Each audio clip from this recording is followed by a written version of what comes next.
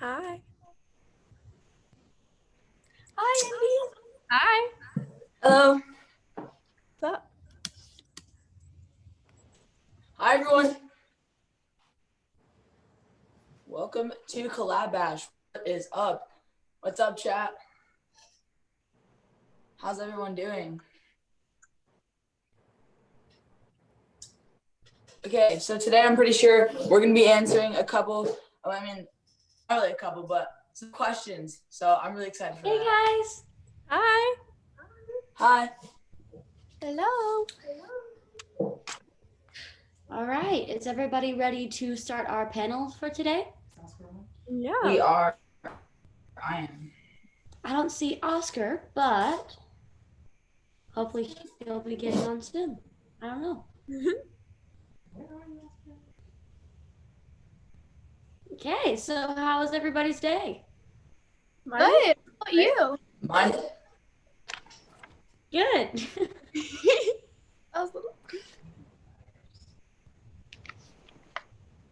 Anyway, so why don't we just go ahead and start? But I don't see Oscar. Where is Oscar? Okay. So how about everybody introduce themselves? I am Walker Bryant. I'm a YouTuber, social media influencer, and actor. Hi, I'm Alex, and I do YouTube, Instagram, like a bunch of social media. Hi, I'm Indy Star. I am a singer, I'm an actress, dancer, and I like to do social media. Yeah. Alrighty, so I guess we can just start with the questions, even though I don't see Oscar. But you kind of already just did my first question. So, what are the time and resource commitments with show business, like Instagram or YouTube or TikTok or acting or singing? Okay, so definitely for Instagram, I try to post usually every 1 to 2 days, kind of like an on and off thing. Like I try to post every day, but that usually doesn't happen, which isn't a big deal for Instagram. So the time and commitment for that is usually I have to go out. I take a couple pictures. I usually take one day to take pictures for like most of the week. So I probably go out and spend about half of my day 2 times a week taking pictures. And for TikTok's super fast. I can make them really fast and post them throughout the week. And then YouTube, sometimes it could take a full day depending on what the video is. Okay, Alex? So for Instagram, I don't really have a schedule. I just kind of like snap pictures and post them wherever. But for YouTube, I'm kind of doing YouTube a lot. Like I'm probably going to film a YouTube video today. So YouTube takes a while, but if you're doing like a sit down video, then it doesn't take as long. And of course, TikToks are super fast and Okay, my turn? Okay. So yeah, I basically feel like social media is like a lifestyle. Like you have to keep going with stuff, and if you like don't do one day, then like it's kind of like hard to get back on another schedule. But yeah, I take pictures like every week, and then I have to post them like not daily. I don't post daily on Instagram. I post like every other day, and then on TikTok it's really easy. Like you just film a TikTok and then just like, post it. I post like a couple a day, and then on YouTube I post every Saturday. So I have to film a video once a week and then post it on Saturday and edit it, of course. My sister edits. Yeah. Nice. Okay. What life changes does working in the entertainment industry bring to somebody like me and my family? Okay, so a lot of life changes happen when you bring social media into your life, including like I am now homeschooled because of all this, because like I just need a lot more time. So that's one of the things. I'm now homeschooled, and it just kind of like brings like it takes a lot of your day, which is a good thing because I love personally doing all this. So it's a great feeling to just be constantly grinding on social media. So it definitely takes a lot of your day, and yeah, that's pretty much it. It's just a lot of time. It's kind of consuming, but it's awesome. Nice. All right. Alex? Alex, you're muted. okay, Okay, so one of the changes that has happened, like a big change in me and Walker's family, is we had to move all the way to Ohio because we have thought that there is like better opportunities in California. So that is one of the big changes for us. Nice. Indy?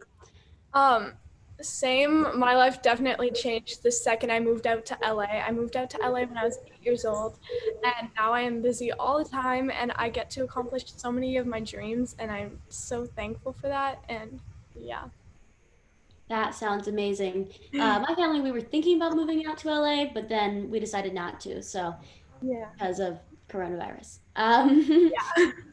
What projects are you all currently working on? So right now, currently, mainly just like there's our new group, me and Andy's new group called the Vibe Crew. So basically, we're just doing a ton of stuff with that right now, trying to get that up and running, like just like because we just started it recently, like a couple weeks ago. So we're just trying to meet up as much as possible, kind of like, and then like just the daily things for me, like I'm filming a YouTube video every single week, one for me, and then usually me and my sister and others videos. So yeah, basically just keep grinding YouTube, Instagram, TikTok, and we're also working on the Vibe Crew. So yeah. All right. That sounds very cool. Alex. So, as Walker kind of said, we're always kind of working on content like every day because, like, TikTok, Instagram, like all social media, you have to like keep putting out content a lot. So, we're kind of always working on something, honestly. And Indy? Yeah, same thing. I'm working on the Vibe Crew, which is amazing, and everybody in it is so amazing and sweet. And I'm also working on a new song that's coming out in September. Yeah, September. And I'm also working on a video for that. And I'm working on a duet with JD. He's a part of the Vibe Crew and song. Wow, you guys are working on a lot of stuff. Speaking of what you're working on, how has COVID impacted your career?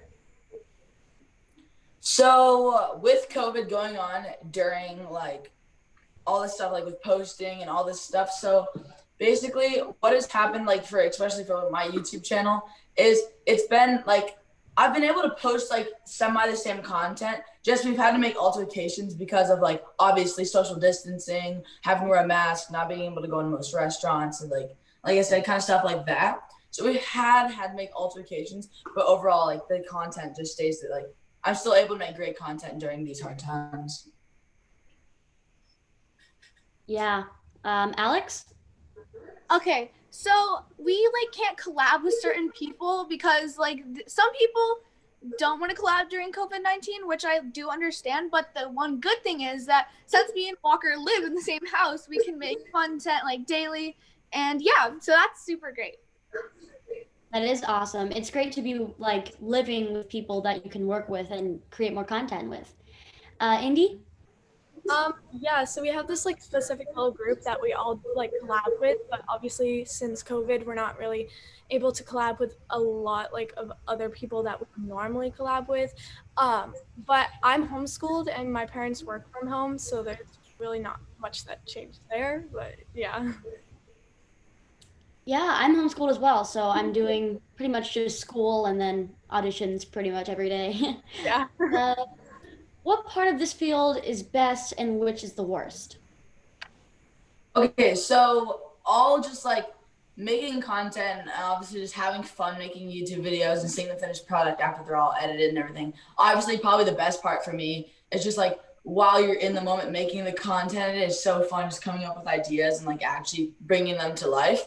But that's like the best part, like just like seeing all the positive comments on everything and just like seeing people like your ideas is the best. But then the worst is like, gotta say, is the hate. The hate is the worst part of all of it. I don't like, I don't know anything else worse in my opinion about like doing social media, because no matter what, like always like on TikTok, everything you do, almost every single social media influencer gets hate. Like it's just like a known thing. So, but like even though you still expect it, it's still just like, I used to say like I don't care about it, but like I don't some of it, but like once you really get like a ton of it, it just kind of like it just sucks, honestly. Yeah. I mean, no matter who you are, no matter how awesome you are, you're still going to get hate from some people. So, yeah. Exactly. Alex? Yeah, I also think hate is probably like the worst part of social media, but I try to ignore it and I try to like do the best parts, like make content and make fun videos and do challenges, and that's what I think is the best part. Yeah, the best part is definitely like meeting new people and like just vibing with them and like having such a fun time like while working and like laughing and stuff and making memories. But the worst part is, like they said, the negativity on social media and like the hate that you get. Because when I first started, like I used to get like not that much hate, like when I was just like growing. I would get like one hate comment. I would think it was kind of cool. I'll be like, that's kind of cool. Like I got a hate comment. But now, like when your comments are just like filled with hate comments, it just gets old and like you get annoyed. Kind of like you try and ignore it. Yeah. How long have you guys been in the acting space? So I kind of started around when I was 7, 8 years old, kind of like in that transition. I started by doing like little camps and stuff, just like getting into acting. Like I had no intentions of doing social media. Like it all just like happened along the way. But I started doing little camps, and then eventually we moved out here pretty quick, actually. So I've been doing it for like a few years. I'd say probably like 4 years. I've been in all of it, like since like the beginning of when I did my first audition to right now, probably like 4 years actually. It's been a while actually. All right, Alex? Yeah, so me and Walker have been doing acting for like the same amount of time, so like 4 or 5 years. And we actually started hearing like a commercial in the car. And then I was like, Walker, like we should do acting. And we were really young, so we're just like, yeah, let's do acting. Yeah. The camps, and it was really fun. Nice. Yeah, it was like a commercial for like some camp, and we just decided to do it. Yeah, I got into acting through camps as well. So I think camps are Yeah. universal. Just, oh, let's do acting. Yeah.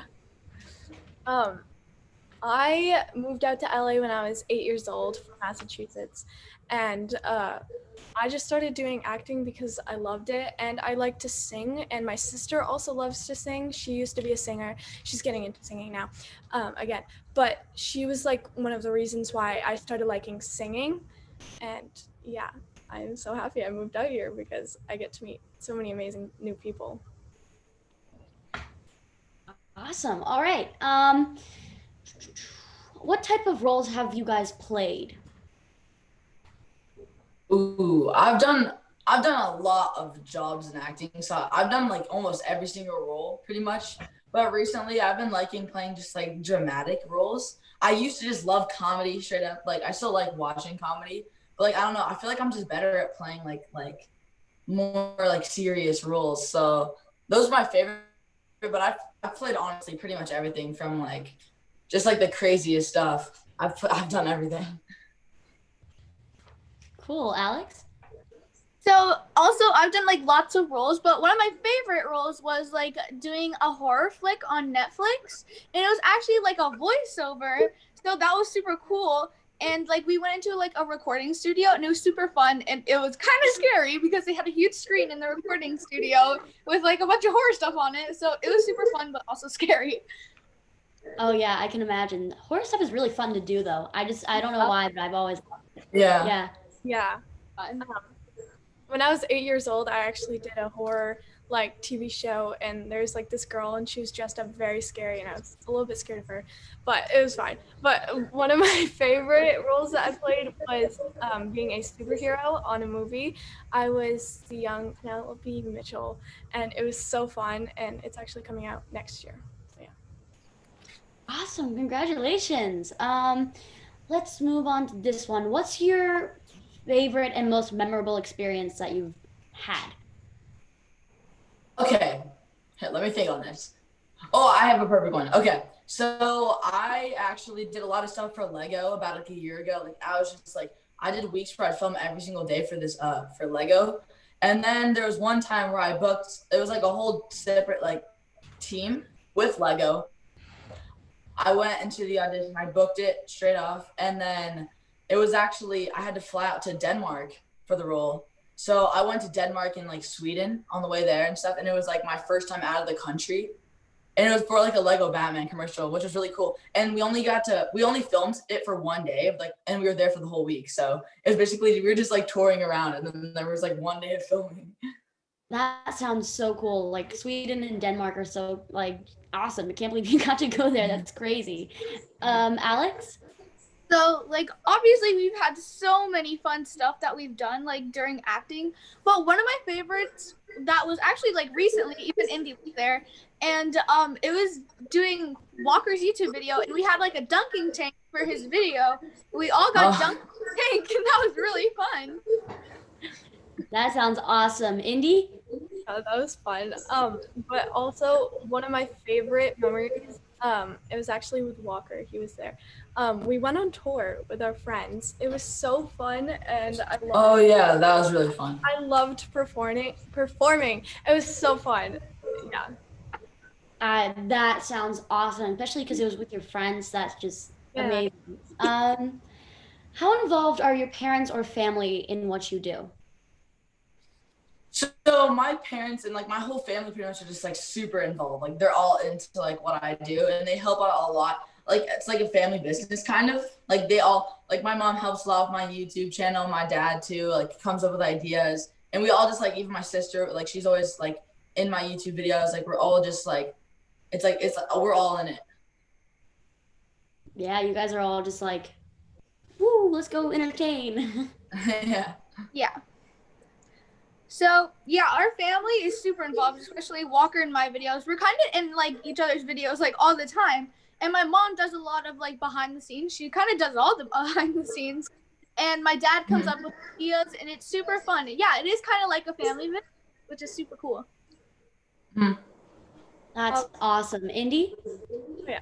Hi. Okay, so that's actually one of the main reasons that we moved out here, was because my parents were so involved in like what we did, and like they believed in us, and they're like so like they were so supportive in what we did. So they help us through a lot, and like my dad takes me to auditions, obviously not now, COVID, but my mom helps me with like YouTube ideas, and my sister like helps me edit. Well, she edits them for me, not helps me. But yeah. Oh, Oscar. Hello, Oscar. Oscar has How do you arrived. manage school and what you love? Oscar, there you are. Hey. Alrighty, so on to our next question. How do you manage school and doing what you love? So my mom's really like serious about school. Like school is like her number one priority for me, and like it's always going to be our number one priority. Like she says that school comes before all this, which in my opinion, yes, it does. And so I try to fit in at least 3 hours a day while still trying to make content. So usually I have to like get up super early in the morning, 3 to 4 hours a day. But I've been on summer break for like the past 2 months, so it's been great. I've been able to make tons of content. So yeah, I basically just gotta balance out my days, and if I ever miss school a day, I have to make it up on the weekend. So yeah. Nice. Alex? So, I have gone to public school, like, basically my whole entire life, and I just started online school, like, 2 days ago. So, right now, I'm just trying to, like, figure it out. So, I'm trying to do, like, a little bit of school and then a little bit of content, like, trying to do, like, on and off. Nice. Indy? Hi. Okay, so if I have something to do in the day, I normally do school at night. Just like actually not even if I have something to do in the day. I normally just like do school at night because it's easier, and then I get to do everything in the morning and then do school at night, like when I'm just chilling. Yeah. Cool. Hey, Oscar, would you like to take the next question? Sure. Can you tell us any current projects? What current projects? Yeah. Okay. So like I said earlier, we're doing the Vibe Crew right now. It's like our main thing that we're just trying to like get it all together, just like post as much content, like just having content coming out every day from the Vibe Crew. So I think we're actually meeting up today actually to make more content. So we just usually have like meetups like twice a week usually. And then we just like do a ton of TikToks and content, like it's all over the place. But like in the end, we're just releasing tons of content. So that's currently what we're working on. And I'm also getting like a couple self tapes here and there because I can't really go to auditions. I haven't went to like one audition throughout like this whole thing. So I've had only self tapes. So I've been like doing that, and then just like my YouTube videos and just doing content and stuff like that. Cool. Alex? Okay, so I also edit my videos, so I'm also like working on editing my videos. My mom also helps edit my videos, and so I'm like filming, editing, and then posting and everything. Okay. Indy? Hi. So yeah, the Vibe crew, we are working on that. Everybody's coming over and we're doing like a cool thing that I can't say. It's really cool and you guys will like it. And then also for my song, yesterday night I actually just heard me singing like in the, I don't yeah, like I just heard like the song and it's not done yet, but I'm really excited for it and I'm excited to the video and also the duet with JD.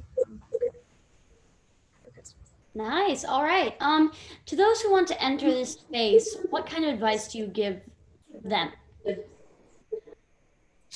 Okay, so what my advice is to like make sure you're doing what you love when you first like start it. Make sure, I'd say, test it around a little bit, like throw the idea around, like do some content.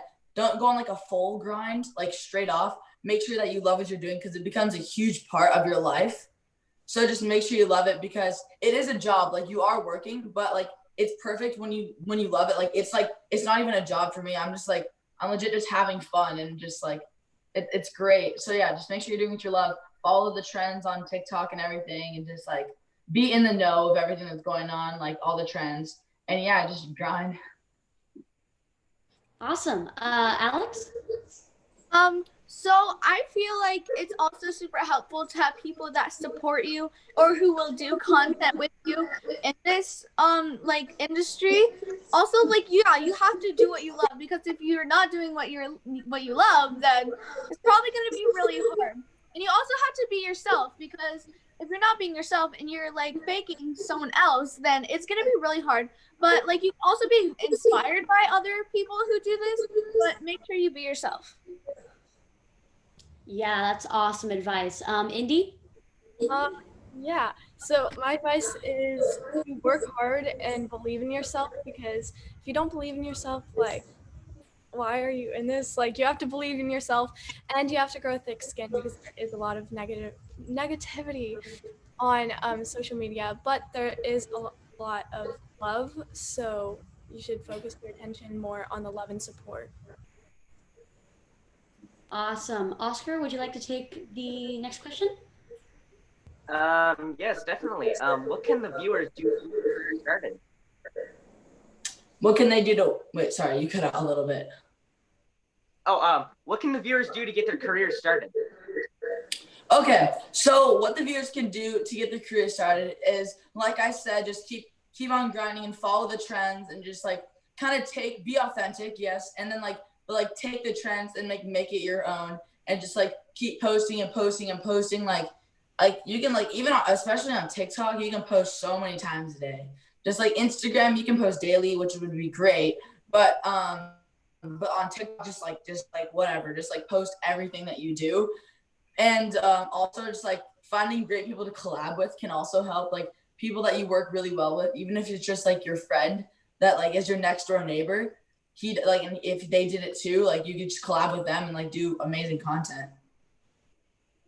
Awesome. Alex?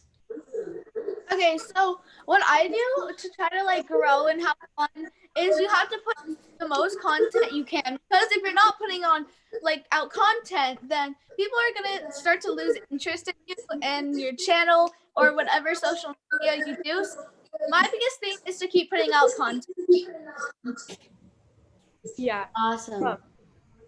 Sorry. Same with me. Like I would say you have to have a schedule. Like for YouTube, I post every Saturday, and if I miss a day, like it's okay. I just like stuff it for next week, or I post the next day. But yeah, I would definitely say have a schedule. Like for Instagram, I post every other day, and then for TikTok, I post every day, and it just helps like your supporters like know like when to check your account out or like when you post. It's really great. Awesome. Oscar, do you think we should look through the Q&A box? Sure. Let's see. Alrighty. Okay. Julian says, "Hi. How do you have such great confidence?" So with confidence, it's just like Andy was saying earlier, like you just gotta believe in yourself and just like keep posting like what you love to do. Like just like make sure you're doing what you love to do and just like don't let people like try to tell you how to act or like what to post. Like I mean like not talking about trends because like you want to post trends, but like still just like you want to be confident in yourself, just like keep your head high and just like I know it's hard, like sometimes like the hate comments do bring you down, but you just gotta know that like you just gotta ignore them and just keep on going because in the end you're still like growing and getting better every single day and just like you just gotta get it takes a little while but you gotta get in that mindset that you just gotta keep on grinding and just like ignore the comments. Yeah. All right. Alex?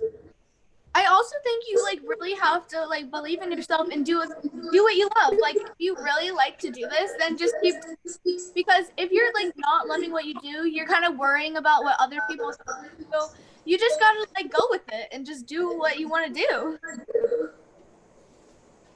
Indy? Yeah, I would definitely say to not listen to like anybody else. Like if they're hating on you, don't listen to them. Only do what you want to do. Like don't do don't post something because other people like it. Post something that you'll like and you'll enjoy to watch. And yeah. All right, so we have a question from, I hope I do not butcher this name, Chakshi Das. They say, how do you guys feel when you see fan pages of your name? Okay, so when I see fan pages of my name, it's really just a great feeling to see that like people support you and then like they make like an account about you. It's just awesome to see like and like I always every single time I see a fan page, I always have to go on the account and just like look at what they're posting because I love seeing like I just love seeing fan pages. It's just like a support boost, like a confidence boost when you see it. It's like okay, another person is supporting me. I need to keep going to like create content for them who really want to see my content.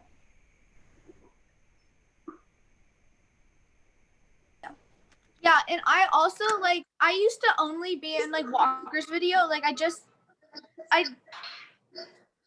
wait, what happened? Oh, I'm sorry. I just started my channel. So like when I saw my first fan page, I was like, whoa, like I actually have like a fan page and that's really cool. And it made me keep wanting to do what I do and keep putting out more content because I'm like, well, these people actually like support and like what I do. So that makes me want to keep going. Indy? Yeah, I love when I see fan pages because they make up like the most creative names I've noticed. And they're so cute. And I like same with Walker. I always check out their account, and they always have like a theme or something, and it's so cute. I love it. Okay, that's awesome. That's some awesome answers. Oscar, do you want to take the next one? I think that'll be our last one, I believe. So, last question. Let's see in the Q&A.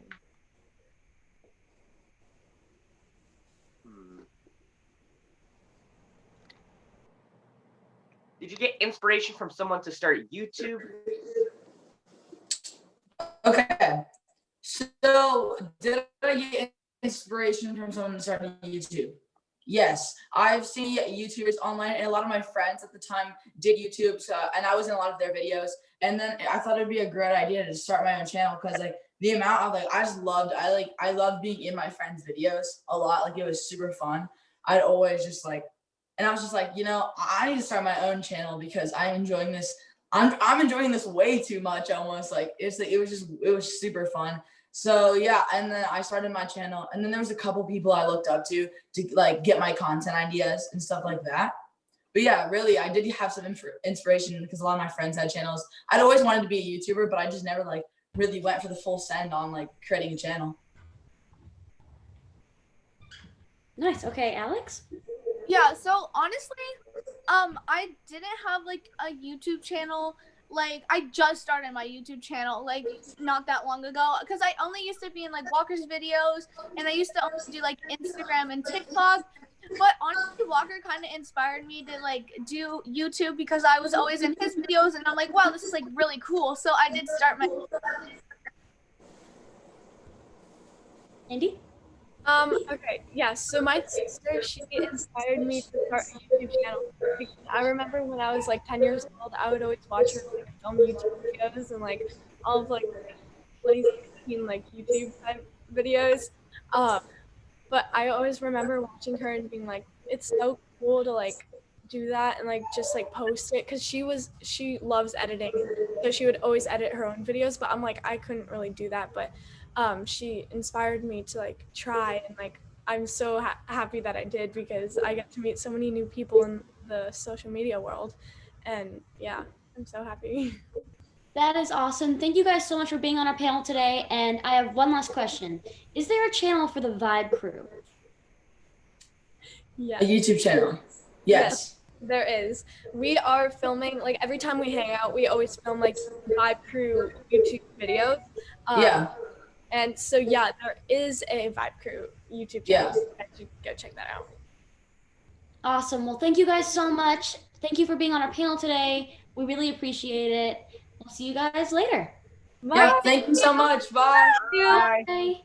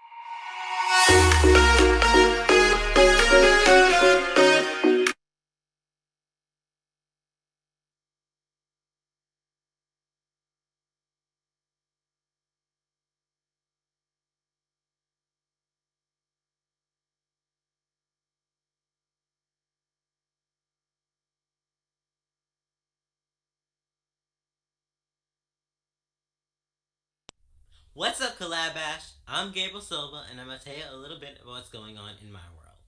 So, I'm an actor, model, podcaster, and CEO of Action Magazine. Action Magazine is a massive online and interactive magazine where I feature people from the entertainment industry and have a focus on anti-bullying. Just Talk with Gabe is my podcast where it's a chill, nice conversation with my guests. So, hit me up at gabrielsilva.com for more. Peace.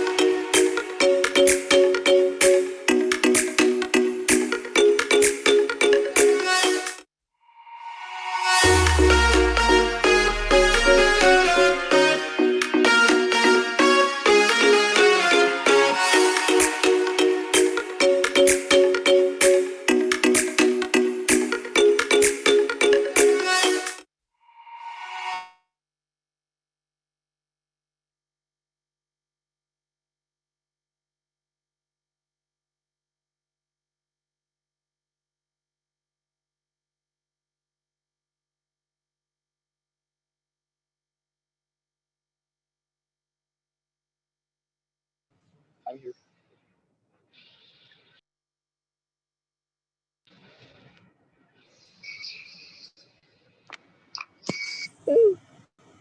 That's funny. Hi guys. What's up? What's up? So how's everybody doing today?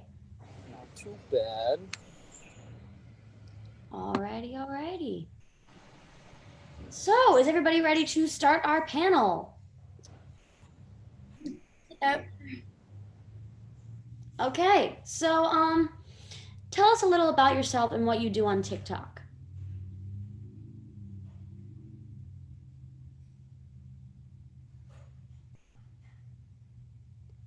That's you, Tate. You're going first. Ah, sorry about that. It was muted. What'd you say? I'm so sorry. Tell us a little about yourself and what you do on TikTok. Okay, so I am 19 years old. My birthday is March 9th. I currently live in LA. I moved to LA for TikTok and for like content, YouTube stuff like that. On TikTok currently, right now, I do kind of funny videos and I dance a little bit. On top of that, I actually I do like, how do I explain this? I kind of do a like advice type TikToks. Like I help people out with advice that they need on like life. Oh, nice. Okay, next question. You know what to create content about? Say it again? How do you know what to create content about? Well, honestly, it all comes from being like productive. So if I'm outside, it's weird to say that you can't really sit down at a table and think about what you want to create. It has to come to you, as in, let's say you're driving down the street and you see someone do something funny. It all comes along with how your personality is. So a lot of content comes from people that how their personality is kind of how their content is created. So someone who is more outgoing is someone that is more upfront and more energetic in their content. So for my advice, I got all that through high school because I was the one kid who kind of helped everyone out with what they needed. I'm not going to say I know everything, but I kind of knew what to do in certain situations. So everyone looked to me for that. So I was like, why not help anybody else? Cool. Alyssa, you want to take the next one? Yeah, so first of all, hello. Hope you are doing well. So, how long have you been on TikTok? I've been on TikTok since, I would say, mid-October from last year. So Cool. a while for now. Do you feel like you would be able to act on the main stage? Honestly, yes, I do. Growing up, I've kind of been in like, your typical theater and vice president, president. So I was never afraid to like kind of be up front and in front of the whole crowd. But yeah, I for sure can. What kinds of advice can you give creators looking to enter this space? What type of advice I could give to creators looking to like enter TikTok or to create content on TikTok? Yeah. Honestly, have fun with it. And I know that a lot of people do say that, and a lot of people do say, like, be yourself, don't lose yourself, stuff like that. But in all reality, it's true. You have to have fun with what you're doing. And obviously, if you want to turn it into a job, you can. But at the same time, really focus on what you want to do and what makes you happy. Don't do things that you don't want to do that you think is for a good video, because in the end, it all catches back up to you, you waking up in the morning and wanting to create videos and wanting to create that content that is like actually on your account. Awesome. Alyssa? So, this kind of relates to a question that we asked you earlier, but do you plan out any of your content? Okay, that's a really good question, actually, because I know a lot of friends that actually just do content like on the spot. They wake up and they're like, oh, I'm just going to come up with a video. Me personally, I do have a whiteboard in my room that I jot down ideas. So if I'm taking my dog for a walk and I get a weird idea, I'll write it down on my little whiteboard real quick, and then I'll just kind of spiral from that. I'll brainstorm from that. But yeah, I do plan my content out. Awesome. How has COVID affected your TikTok content? Are you creating more or less? How's it really affecting? So for it to be affecting me, it affects me in good ways and it affects me in bad ways. So it gives me time to kind of sit down and focus on myself, because obviously you can't just go around walking around and do what you got to do. But at the same time, in the negative ways, it kind of affects my activity on getting out of the house and being able to really focus on myself, because you're cooped up in your house the whole time. And I guess you could say I'm kind of stuck in my room the whole day, to where I film my videos, to where I come up with my content. So you kind of don't really get a free space. Yeah, I can understand that, because we're all kind of like stuck in the same place for a few Right. months. Mm-hmm. Yeah. Tell us what works and what does not work when creating content. Okay. So what works and what doesn't work when you're making videos like this, I would personally come out and say that it all depends on what your fan base is. It all depends on who you are. So in all reality, if you have a bunch of people that are following you for you, then you can kind of take them on your journey, and they get to follow you, and they get to be there with you and experience what you go through. But then there's also a difference to where you have a fan base where people just enjoy your content and not really your personality and your persona. So I mean, reasonably, what works and what doesn't work, it's that question is completely up in the air, because I mean, for me, the best thing that works is doing my advice videos and my dancing videos, because one, I enjoy those, and two, I'm very comfortable with all those. But when you step out of your comfort zone, it can help, and if you don't, then you never know. So, what is the hardest part about being a content creator? Ooh, the hardest part. I would honestly say the hardest part about being a content creator is you're held to a lot of standards. You're held to being put up on a pedestal. You're looked at as, I hate to say this, but you're honestly looked at as above people, which I personally hate. I do not enjoy that at all. And it always just kind of feels like you have eyes in the back of your head, to where you're not really free, but at the same time you are. So Awesome. Can you really make a living on TikTok? say that again. Can you really make a living on TikTok? Honestly, yes, you can. You can make a living on TikTok. I wouldn't advise it, but yeah, you can. Obviously, if you're above the age of 18, you can live stream, and through your fans and the support that they can give through gifts, you can obviously make a living through there. But it also comes into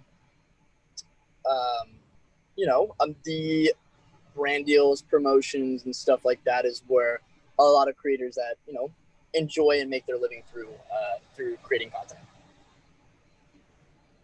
Nice. Go ahead. What's the best deal you've ever had? Say that again. What's the best deal you've ever had? As in for me personally, or as in like for my career? Career, and then you can say personally if you want to. Okay. My career, my best thing is it's brought me a lot of opportunities to do what I truly want to do, which is to act. I do wish to become an actor. That is definitely one of the best things. It's got me into a lot of castings. It's got me into the connection of a lot of really good people that can push me to my dream, you could say. And then personally, I don't know. That's a tough one. I don't know. I'm gonna have to pass on that one. Okay. So, is there anybody that you're working with currently, or that you're like in the middle of starting work? Currently right now for acting, yes. I can't give names yet, but for like TikTok, it's honestly just a bit really, really, really, really big friend group.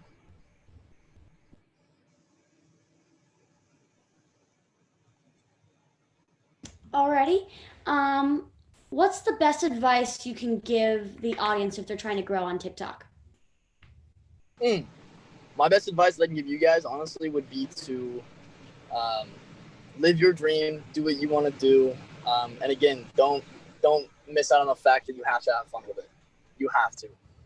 and don't care what people say to you. Don't take anything to heart. If you're doing what you love, then it really shouldn't matter, guys. Awesome. So I have a few of our extra questions lined up here. What is your dream collaboration? Like it could be an actor, it could be a singer, it could be a TikToker. Who? My dream collaboration, I would say, would be Kevin Hart. I've grown up watching him. Kevin Hart. That's a pretty good one. I love him to death. I love the content he makes. I love all of his movies. I love his personality. I can't really say why, honestly, but I just have always been obsessed with this guy for the longest time. That is awesome. I really think Kevin Hart's pretty great too. You could be a part of any TV series. What would you choose? Any TV series. I would say that I would be a part of. I really wouldn't want to do a reality TV show, depending on what it is, but I would definitely want to be a part of Outer Banks or Wizards of Waverly Place if that was a real thing still. Yeah, I kind of predicted the Outer Banks. I was like, is he going to say Outer Banks? I think he's going to say Outer Banks. But I wasn't expecting Wizard of Waverly Place, but it's a good show. Alyssa, Addison, do you guys have any more questions? Nope. Man, okay. Do we have any questions in the chat? If anybody has any questions at all, no, maybe. Let me look. That's a good one. These are all old ones, but how would you describe your life, like the life that you have right now? The life I have right now, I would say, is amazing. I've never taken it for granted, and I'm just excited to see where, content creation and being an influencer takes me. Awesome. Here's one that I found. When you hear rumors about yourself, how do you feel? Ooh, that's a good one. So first off, obviously, as an influencer, you have to realize what you're saying online, because it takes effect to what other people see it as. You don't know how people are going to take it. You don't know how people are going to understand it. So you really have to watch yourself if you're starting to hear rumors. So me personally, I've been kind of out of the spotlight for a while. I haven't had really anything talk about me. But if, on certain situations, the best thing to do is ignore it. If it's not true, you have no reason to back yourself up. There's no reason to put your foot out there and give your name. But obviously, you can't let yourself get walked all over. So you got to stand your ground, tell what you need to say, and let people know that you're not messing around. Like, hey, this is me. This is what I do. That's not true. That's awesome. All right, so people in the chat are asking about everyone's Instagram handles. So mine is I am Lacey Caroline. Addison? Mine's Addison.Brienne. Alyssa? Just Alyssa D. Okay, and Tate? Mine's just Tate Hoover, one word. All right, cool. Thank you guys so much for being my hosts. And also, Tate, thank you so much for being a part of this panel. And it was great working with you guys. Nice to meet you. Nice to meet you.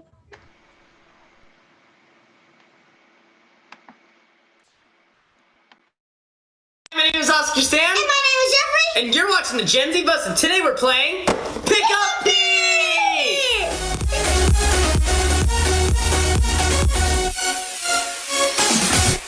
This is Pick Up Beat! Ooh. Whoa, what's going on? Here's how to play. So the cranker will be going in circles while each player tries to stack up their chairs. Once the base of the chairs have been set, all players have to continue piling them up.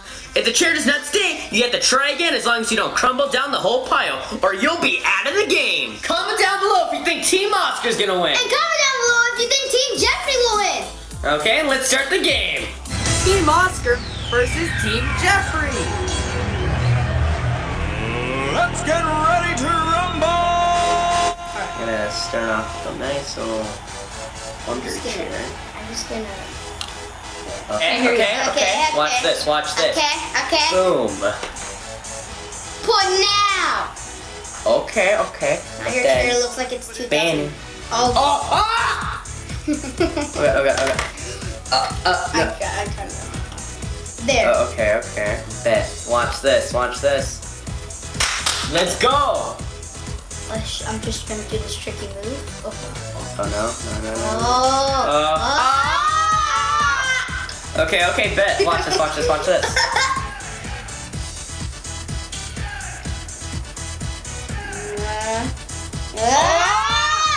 Okay, I got one more. Yeah, take it back. Okay. I win. Let's go! Y'all ready for this? So since Jeffrey won the first round and I won the second round, we're in sudden death. Okay, so basically to make it more challenging, we have 2 sets of chairs. Basically, we both have 12 chairs, so we'll see who wins. So let's get this started. Okay, just gonna go off with a bit of a skill. Why did the line give us? Oh. Okay, hold on, just gotta do a turn thing. Look at that. Nice. I'm gonna do this. Okay, you're playing risky. I'm playing risky mode. Oh, okay, so I took away, I didn't even use the whole thing, I just dropped it in there. Okay, okay. I'm about to drop yours off. Oh! Okay, okay. Okay. I'm doing this risky part. Oh, don't do it. Okay, well you didn't knock down the pile, so you just take it there. Okay, that leaves me in. Okay. Okay.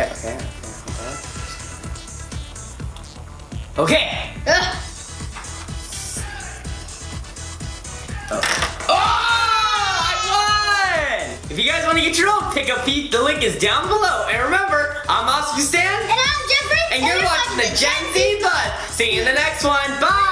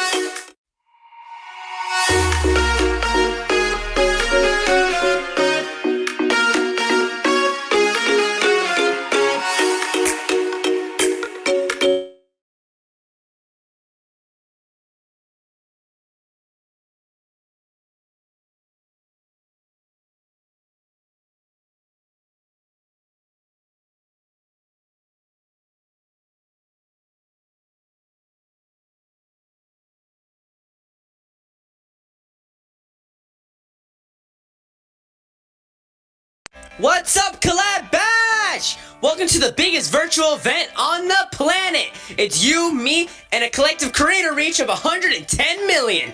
CollabBASH is set to be one of the biggest online Gen Z influencer event for creators and fans. I'm Oscar Gastan, and welcome to the CollabBASH 2020 pre-show. Make some noise in the comments for some of the featured creators of CollabBASH 2020.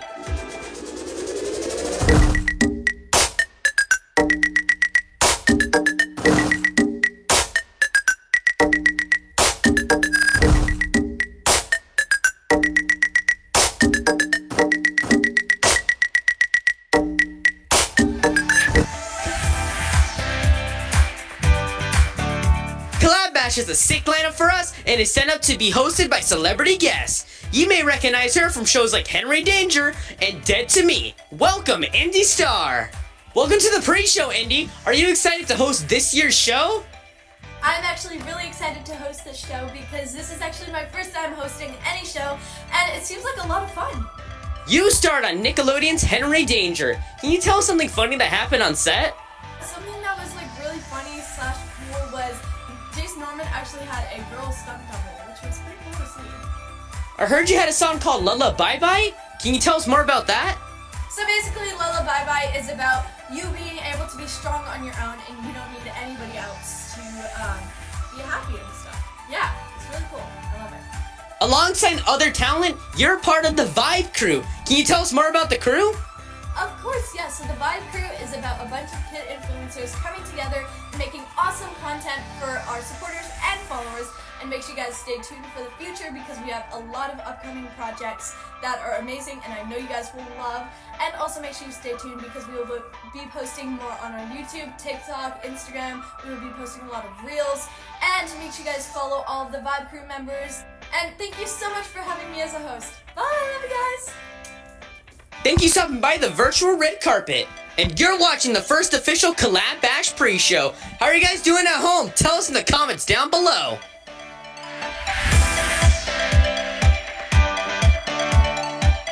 Next, we have a special guest. He's a talented singer, actor, and model that has 2.5 million followers on TikTok. CollabBASH, give it up for Bryce Xavier's music video, Bust Right Away.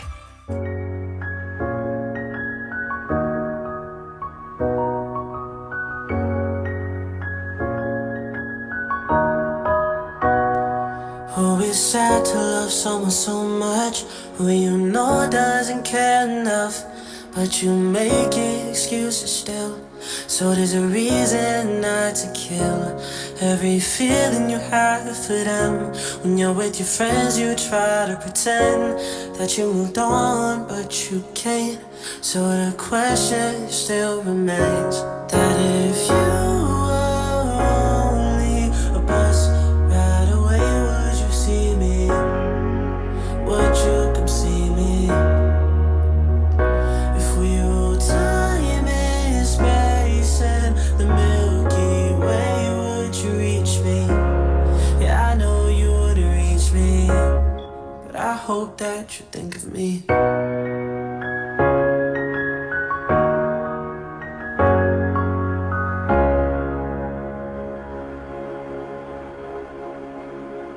And it hurts to wanna text so bad, but you don't want your best friend mad, cause they told you to walk away.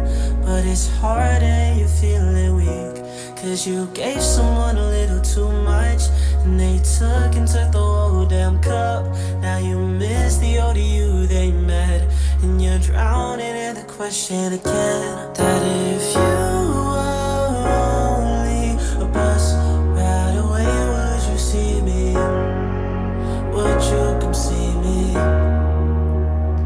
If we roll time in space and the Milky Way, would you reach me? Yeah, I know you wouldn't reach me, but I hope that you think. And it brings me inside, so I know that it's been over now. I still just don't know how. And it kills me inside, cause I wanted to be the best to you. Guess you didn't want me to. But if you were only a bus ride away, would you see me?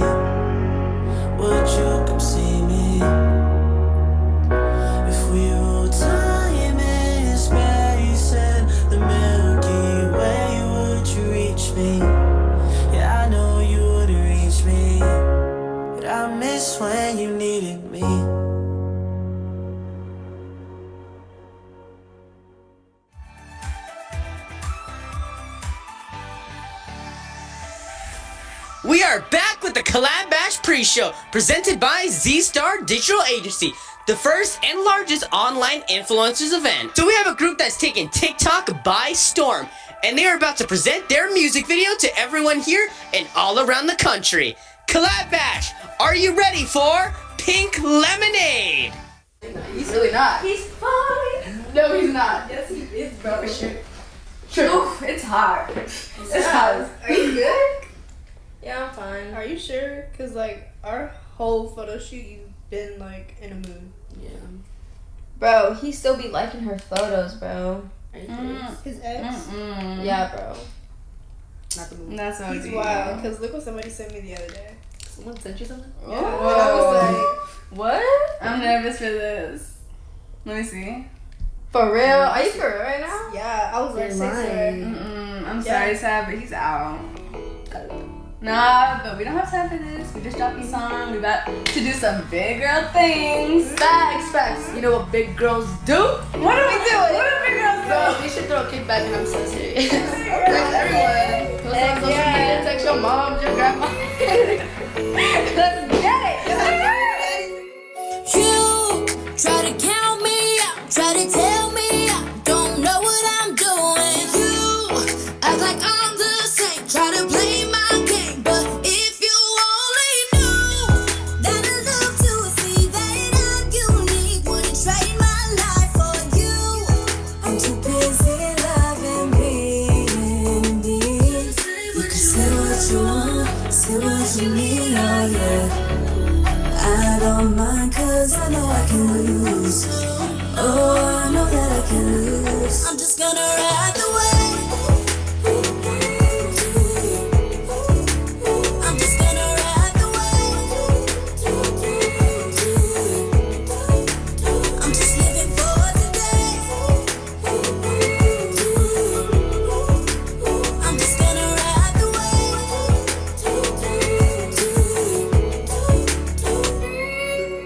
You love to use your words, too bad they won't hurt. Won't be pushed around by you. Try to type it out, but won't say it loud. Like your world is split in two. I'ma stand up tall, trust me, I won't fall. I'm too strong to let you rule. Over my life, I'd rather roll with the tide. Say what you want, say what you need, oh yeah. I don't mind cause I know I can lose. Oh, I know that I can lose. I'm just gonna ride the wave. I'm just gonna ride the wave. I'm just living for today. I'm just gonna ride the wave.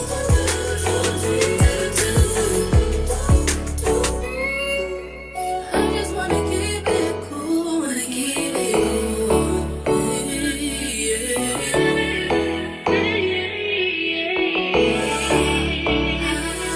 You can say what you want, say what you need, oh yeah.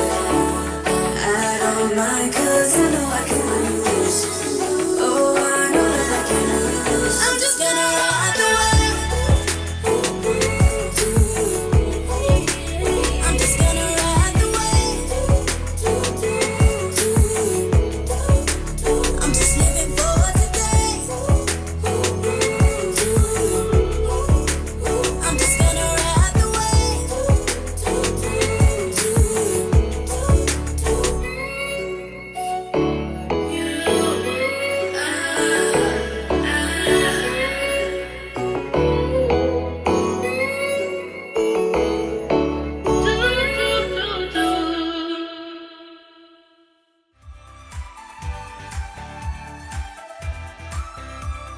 Welcome back to the CollabBASH pre-show. We have pop singer whose videos of her performing covers have amazed 4.4 million views on her YouTube channel, and she's about to showcase her music video. Make some noise for Madison Deaver.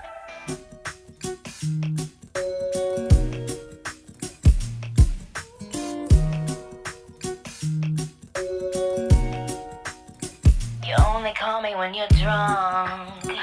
Got me overthinking every conversation that we had. Then you wanna call it love. say we're just friends, my bad. But you know what? I'm tired of the bullshit, you're full of it, making me feeling nervous. Now, I'm taking it back, I'm the best you never had. Don't want you drunk in confessions, but you learn your lesson. No, I'm not your side chick, but you can hide this trick. One too many shots to call me when you're down. Go find comfort in the way you flaunt around. No, don't want you drunk in confessions. You only love me when you're drunk. Can't keep your hands off me, and shame I'm not the one you slept with me so you could run from your feelings. And you say I'm just so numb, but you know what? I'm tired of the bullshit, you're full of it, I make you frustrated, you're losing it. Now I'm taking it back, I'm the best you never had. Don't want you drunk in confessions, but you learn your lesson. No, I'm not your side chick, but you can hide this trick. One too many shots to call me when you're down. Go find comfort in the way you flaunt around. No, don't want you drunk in confessions. Hello?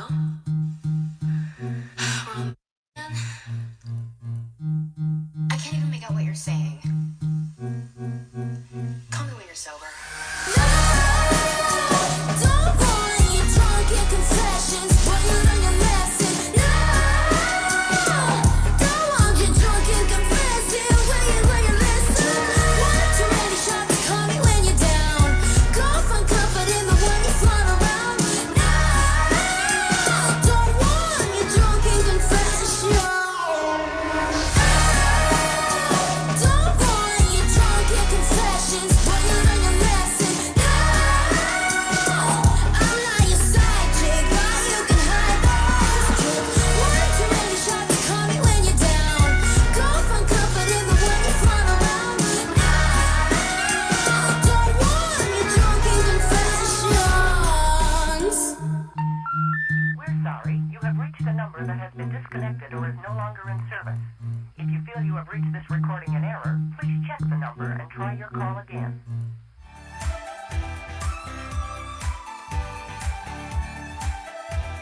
The time has come, so here we go. Let's count down to CollabBASH.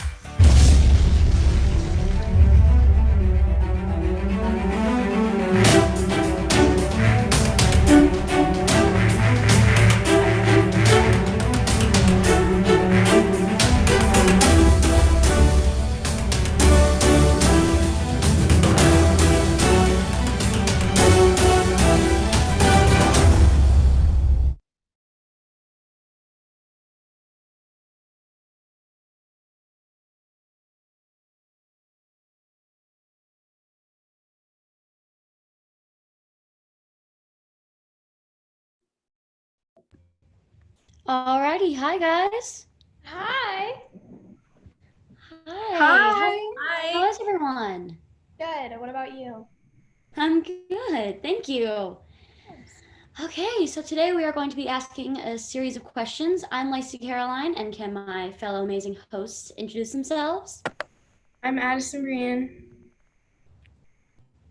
I'm Allie Jade. I'm McKenna, aka Life with Mac. Riley, you're muted. Okay, can you hear me? Yes, we can hear you. But I don't know what happened. Okay, I'm Bradley Ann. Alright, cool. So we are going to get started with our panel. Can you tell us a little bit about yourselves and what you do, and where do you create content or act? That's a mouthful. Wait a second. Let me say that again. Tell us a little about yourselves and what you do. Like, where do you create content or do you act? There we go. So how about Ashley, you go first. I make YouTube videos, TikToks too, but mainly YouTube is my biggest platform that I create content for. All right, who wants to go next? I guess I'll go next. So, hi, I'm Alyssa de Boisblanc.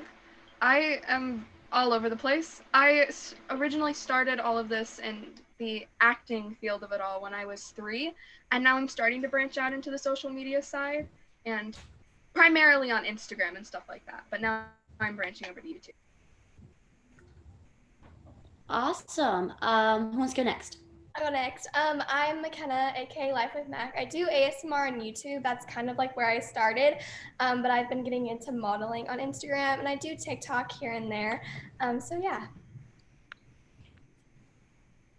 Who wants to go next? I'll go next. I'm Allie Jade. I'm a dancer and a model and an influencer. Yeah. And lastly?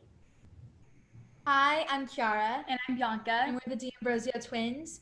We've been acting since we were 3 years old, but we recently started getting involved in social media like TikTok and Instagram. So yeah. Awesome. And when we ask the questions later, can we just keep that order so that there's no confusion? How about Briley, you ask the next question. Okay. How do you know what to create content about? For me, I decided, so I make mainly vegan food videos, and that is just because a lot of people that had channels about that same topic before I created mine helped me. So I decided to create those type of videos because I hope that I could help other people the same way that they helped me. I am super passionate about makeup and fashion, and I always loved putting together outfits or talking to my friends about stuff like that. So my thing that I do is I love doing videos talking about style or how to style things or how to do basic makeup looks or even going to like FX makeup and stuff like that. So I like doing the kind of like tutorial things. So when I'm planning out my content, I kind of go by new stuff I've gotten that I haven't talked about yet. I do, well, I try to stick with like new trends that are like new and popping, but I like to add like my own twists to them. But I also do like a lot of role play videos since I do ASMR and a lot of like mukbangs or like eating videos, whatever you want to call them. I always do like vlogs and like do vlogs about whatever's going on in my life. And then I have friends, certain friends that I film certain content with. And yeah.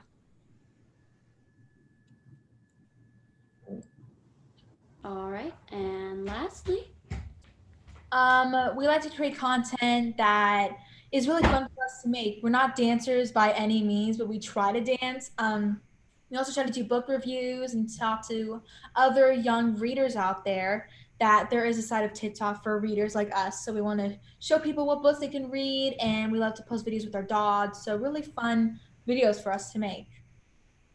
Nice. And let's move on to the next question. Addie?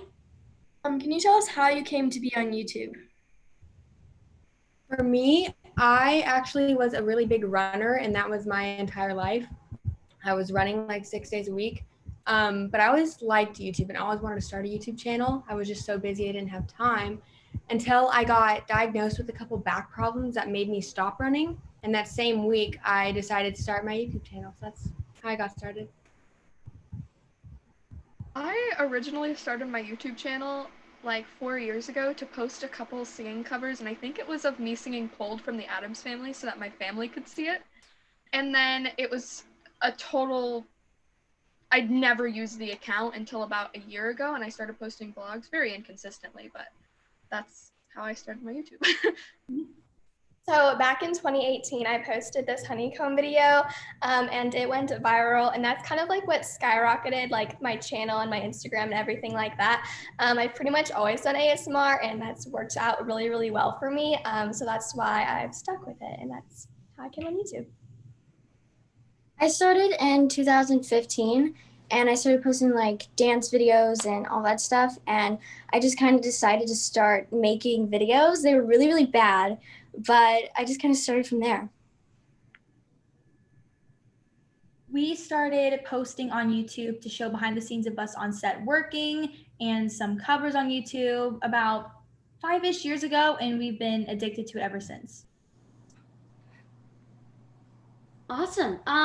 How often do you post and how often do you suggest you post on whatever platform you want to talk about? I post on YouTube every Tuesday and Saturday. That just works well for me. I think 2 is a good number for me personally, at least for how long it takes for my videos. And I like having a schedule so it keeps me accountable and on track. So for me, I do on Instagram every other day. Sometimes it's like every 2 days.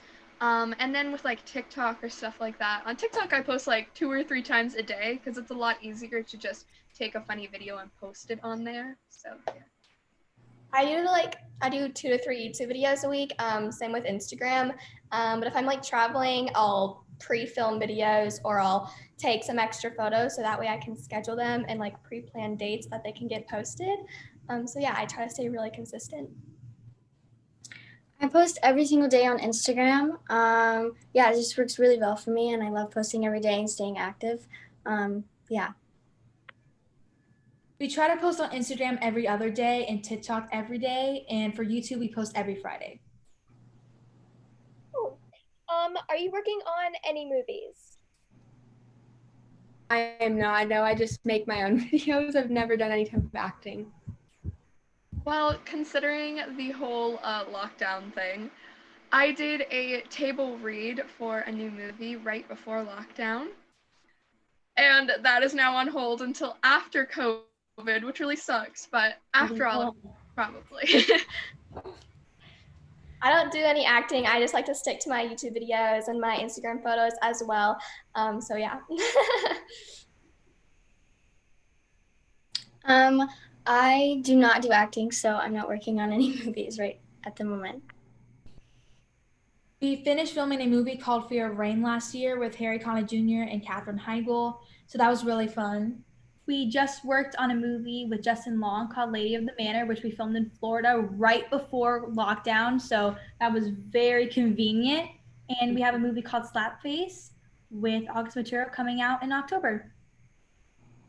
Well, awesome. You guys are pretty busy. Addison, do you want to go on to the next one? If you don't act, do you feel like it's something you would explore in the future? I guess I can never say that it's not.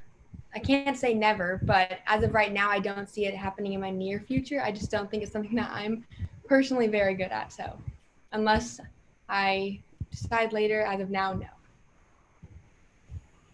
I already do acting, so this question ain't for me. I'm always open to like new opportunities. So if that like comes up anytime soon, I would definitely give it a try. Just, maybe that might be my new hobby, get myself out there some more. So we'll see.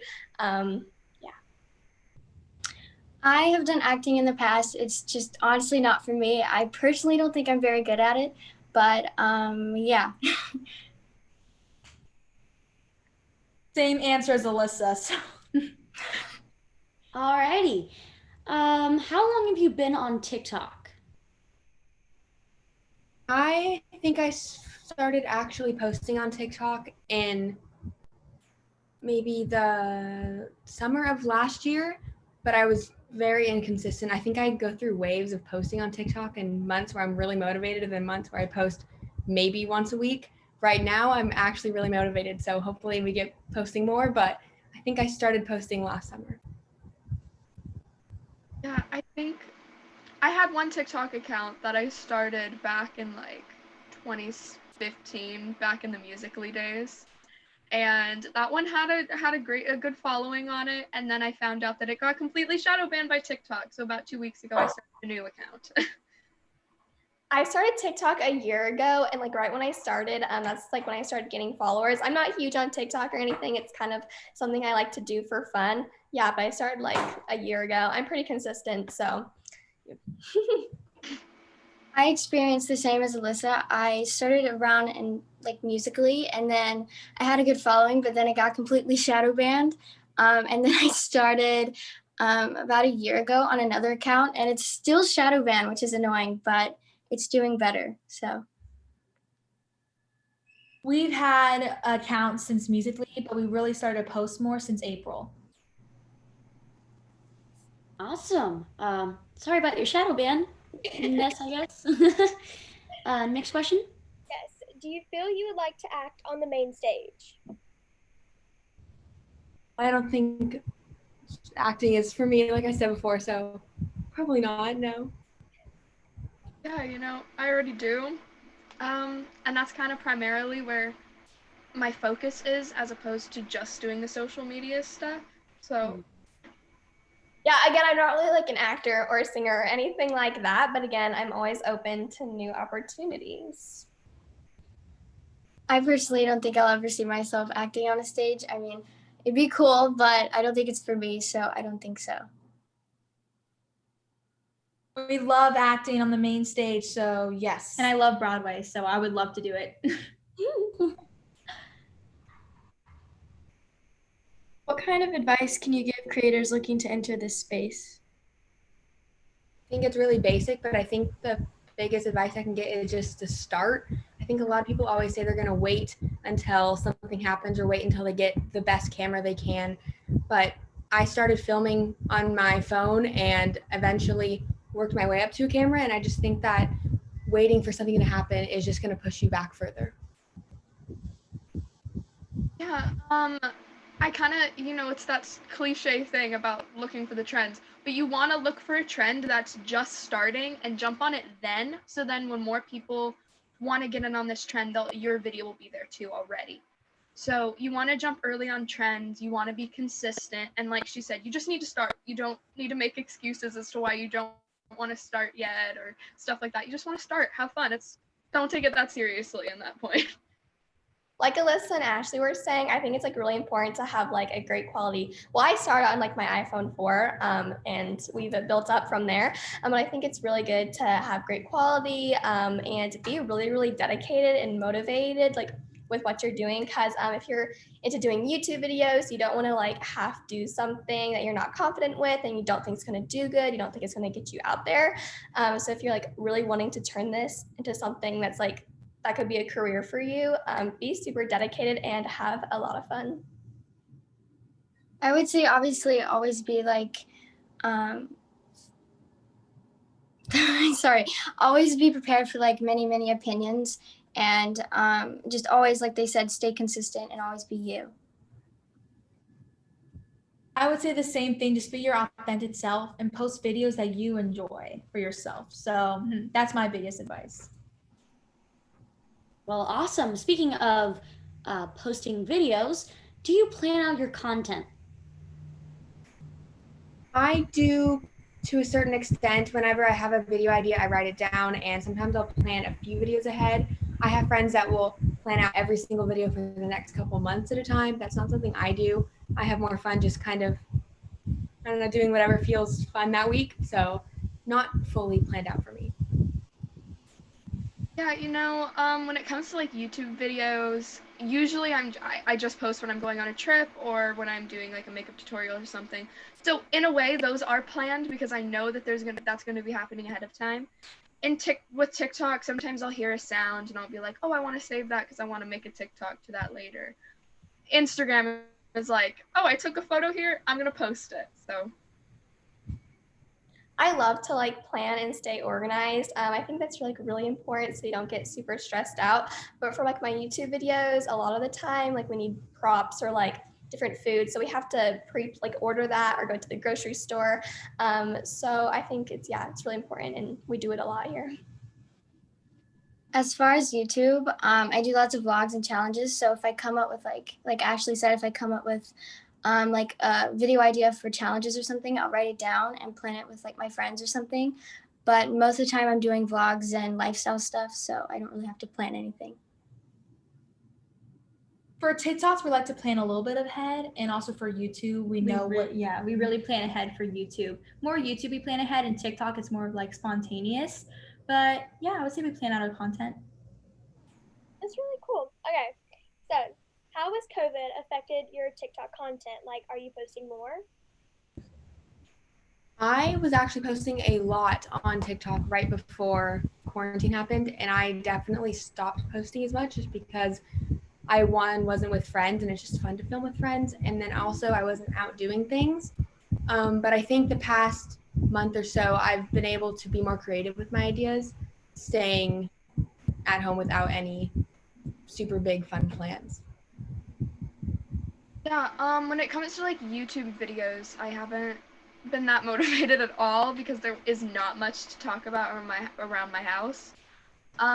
TikTok I've been posting a lot more on, and with Instagram, just basically how it was beforehand. So. Yeah, I feel like it's opened like up like a lot of time because we're all at home now. Like Ashley was saying, it was like kind of like a drop for me in like my YouTube channel. This past month, I've been getting better, posting some more, doing some more TikToks, and yeah, I don't know. It's also like affected the traveling. I like to go to LA a lot and do like modeling shoots. So that's kind of affected the traveling portion, which really sucks. But I think it's getting a little better. So yeah. Like they said, it's opened up a lot of time. I've definitely been filming a lot more. I do like lots of dancing and like weird comedy skit stuff. So I've definitely had a lot of time to come up with things. But yeah, I've definitely been posting a lot more. We've been filming a lot more TikToks, but it's really hard to collab with other content creators because you can't really see each other. But we try to do as much as we can in our house or with our dogs. So yeah. Can you tell us what works and what does not when creating content? I think something that is easy for viewers to notice is if you're actually happy with creating your content. I think what doesn't work is just putting out videos because you think that they'll do well, even if you're not excited to do it, because people can tell if you're genuinely happy and excited to be making that video or if you're just making it to make a video. So that's what I think does not work, is just pushing out videos just because. Yeah, I agree. I think that in a more broad sense, there's not really a right or wrong way to make content because it all has to do with you, because there are so many people that have gone viral for random things that nobody else does. So at some point you have to be like, maybe I don't want to be like everybody else, so you can break out of that box. So I don't think there's a right or wrong thing to post. Something that works is like having great lighting, like I was saying earlier, and like quality and audio. And like Ashley was saying, it's really important to be super motivated because people can always tell like when you're like half doing a video and you're just not into it. So what I like to do, if I can like sit through like one of my own videos and watch it, I don't think it's worth posting. But you have to have great quality lighting and just overall be happy with what you're doing. Have a great presence on social media. I totally agree with what Ashley was saying. You know, be happy with what you're putting out, and because your fans can definitely tell, and put lots of time and don't rush, because rushing definitely makes your content bad and it's not fun. So. I mean, I would like to know the answer to that question. I have no idea what works or what doesn't, but I think like what everybody said, just be really happy and like be super like motivated to post. And I think that your viewers will see that and they'll want to keep watching what you do. But yeah, I'd like to know the answer to that question. Kind of like throwing it at a wall and seeing what sticks. Yes. Well, that's awesome. What advice do you want to give any fans looking to enter the space that you're in, like Instagram, TikTok, YouTube, acting, just in general? What advice would you give? I think if they're wanting to start a social media platform, they should look at what type of content they personally consume. So if that's TikTok or YouTube or Instagram, whatever they like seeing the most is probably something that they'll be happy making. So I guess just look at who you're following and what type of videos they make, and if it would make you happy to make those videos. Yeah, I'll give some advice for acting since I know a little bit more about that. When it comes to like breaking out into the acting industry, the first thing you want to do is start self-submitting yourself. Try to build up a little bit of a resume, whether it just be short films or commercials or print jobs. Try to get something and then start researching agencies that fit what you want to do and are a good match for who you are, and go from there and be prepared for a lot of no's, but try not to take it personally because you will get 100 no's before you get one yes. So you have to be prepared for that if you want to enter this industry. If you're getting into social media or like doing YouTube, I like one of my biggest tips is to be really patient because obviously starting like a YouTube channel and getting out there, it doesn't come overnight, and eventually you're just like gonna quit and give up because you're not like going anywhere. But it definitely takes time. It takes like, well, not practice, but really get into it, be passionate about it. And with like the hate, you're gonna get a lot of hate. Be prepared for that. My best tip is to ignore it, because at the end of the day, like that's their problem, and you don't want to like respond to that and interact. So be yourself, be you, and try to ignore the haters. If you're wanting to start like Instagram, I would say definitely staying consistent, going live and posting and engaging with your fans. It's really, really important. Yeah. With acting, I would say take some improv classes or some acting classes. But with social media, I think that just posting for your own enjoyment and being yourself, I think that's my advice for everybody. And try to post like original content. It's easier said than done, but original is what gets out there. Awesome. Okay. What can you share about any special projects you are working on? I have one ebook out that is just a 30-page super short book that I wrote online, but I'm actually coming out with another one. I don't want to say what it is, but I'm working on that, so I'm really excited about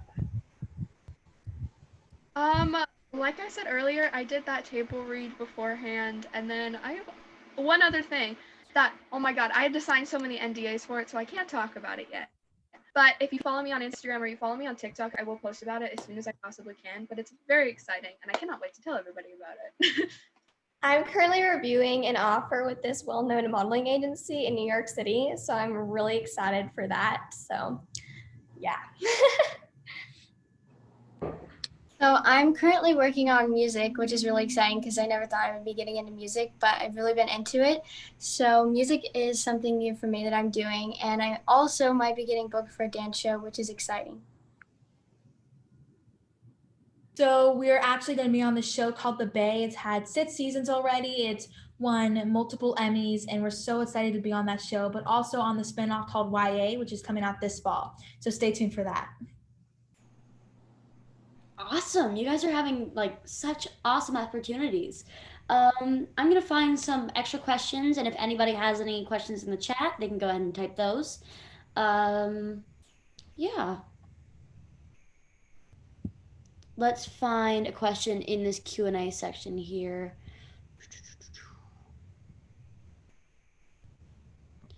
Here's a good one. How do you guys get through all the hate, and like how do you guys not think about it when you are receiving it? So how do you get through it? Because I know that sometimes hate gets to people, and that's one of those things that you can't really control, but how do you get through it?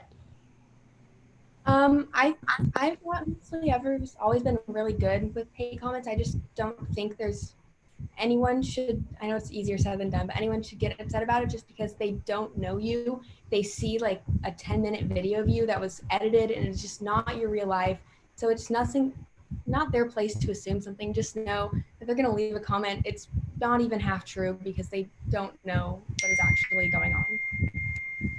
Yeah, I kind of feel the same way, where it's kind of like they don't know me as a person, they just know my online persona.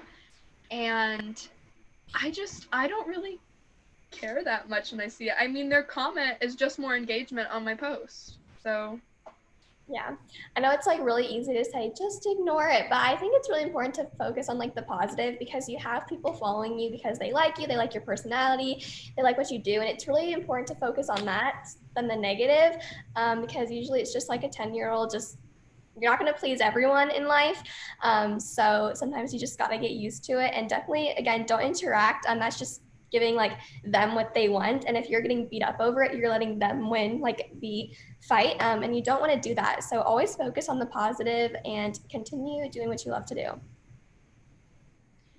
I feel the same way they do. I've never personally let it get to me, but I would just, it's easier just to ignore it and don't give it attention. But yeah. I try not to look at it, but if I do see some negative comments, I will thank them for it because it's just upping my engagement. And I feel bad for people that do leave negative comments on anybody's post, because I just don't like to listen to it, and I don't think it's necessary. So I just try to stay positive and just go my own lane because they don't know me. Here's a good question from Jared Halbrook. Do you guys have a social life and a social media life? Yes, I have. Of course, I've met some amazing people through social media, and those are the people that I normally film with. Um, but I also have other friends that I've known way before social media or that I've met not through anything that I do. So I don't really film with them just because I like to keep that part of my life offline. But I definitely do have separate friends and days of my life where I focus on different things. Yeah, I think it's important to be able to step away from social media and have people that aren't so enthralled in social media with you all the time. Like my very, very best friend that I've known since I was like 2 or 3. She's not in like the social media scene as much as everybody else. I just met her through acting. And you know, you gotta be able to separate your life. I have so many amazing friends that I have through social media, but if you look on anybody's social media, it's kind of like that perfect glitz and glamour life. Whereas like your regular life, you still have school, you still have stuff like that that you do. So I think there's kind of like a difference between the two. Yeah, I've met some great people through social media as well, especially when I go to LA. I've met like a bunch of amazing people, but I still go to public school, so I still have friends from home that I've been friends with for like 3 years. And I still, do like homecoming and do all like the school stuff that a normal kid would. And I also try to focus on myself. But I try to, my friends again aren't really like into social media, but they're really supportive of what I do. But I think there's like a big difference between like your home friends and like internet friends. So I try to keep it separate. I agree with what Alyssa said. It's definitely important to step away and have time with your friends. I've definitely met lots of cool people, and I try to step away and try to have time away from it because social media does get very overwhelming. So I definitely try to do that. I try to separate the two. I have my social media friends and I also have my other friends too, so I like to balance it out. Awesome. I think we have time for one more question. Riley, Addison, do you guys have one?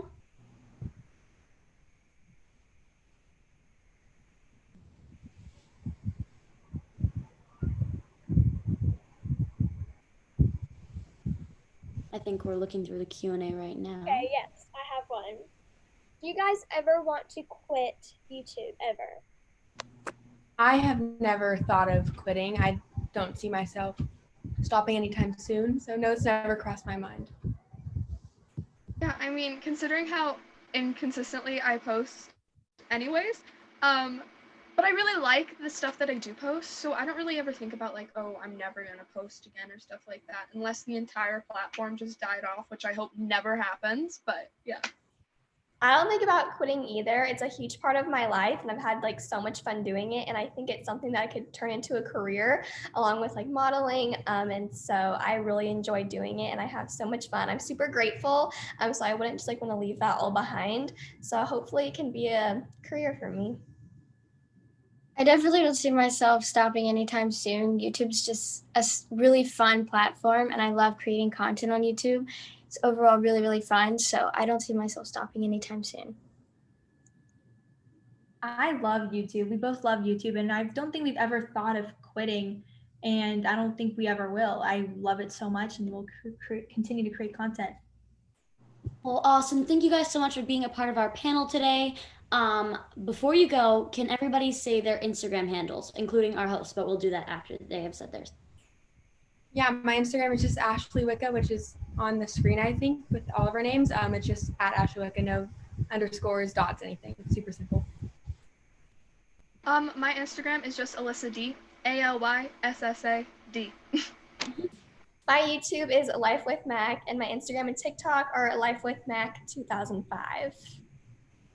My Instagram and YouTube both are just AllieG Official.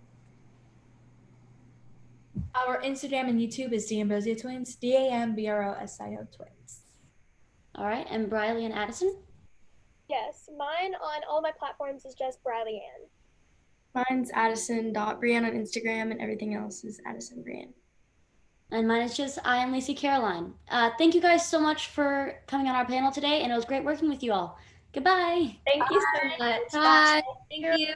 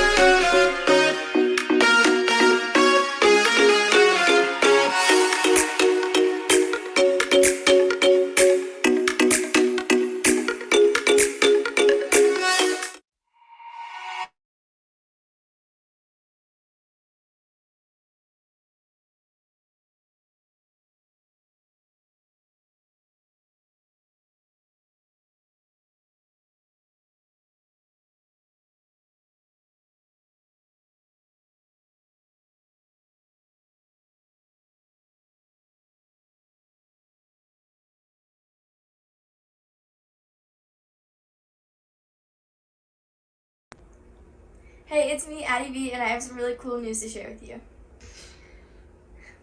I'm so excited to be able to showcase a brand I love as a part of the Z-Star team. Be sure to subscribe to Z-Star Digital on YouTube so you don't miss a thing.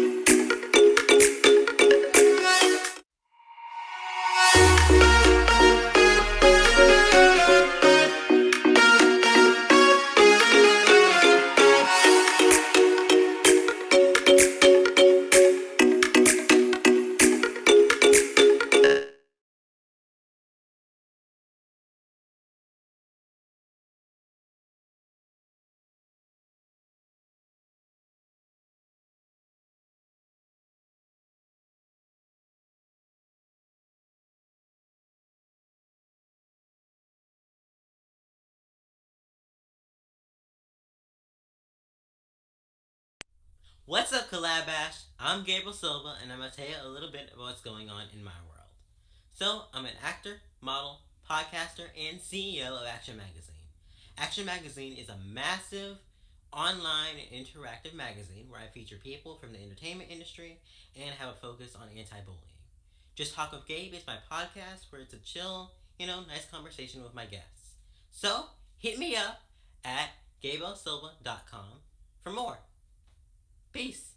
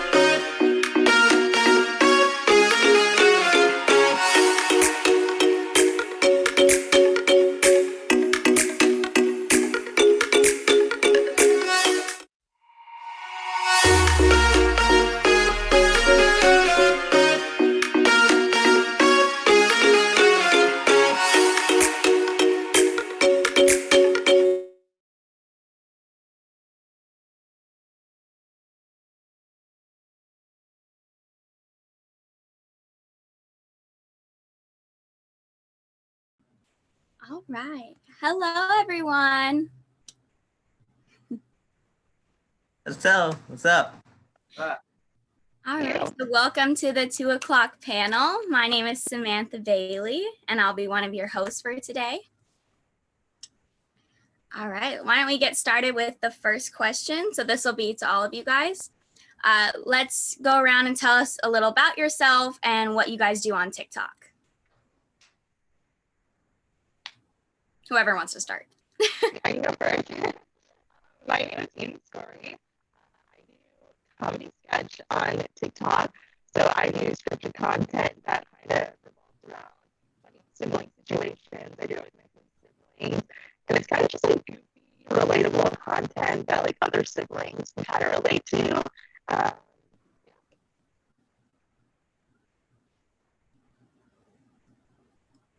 Awesome.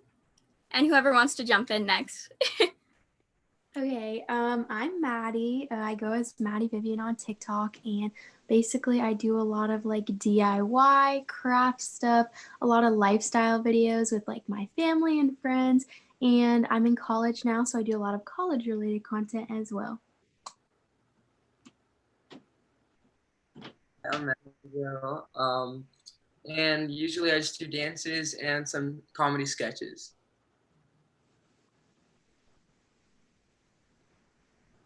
Awesome.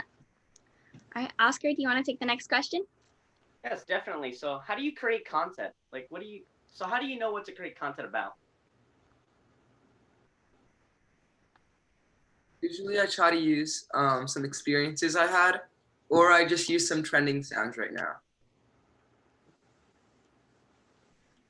Yeah, I think the best advice for coming up with content is to go off of what's trending, but also put your own twist on what's trending, because then you're not like copying everyone else, but you also have like your own original like twist to it, so it can potentially go viral. Yeah.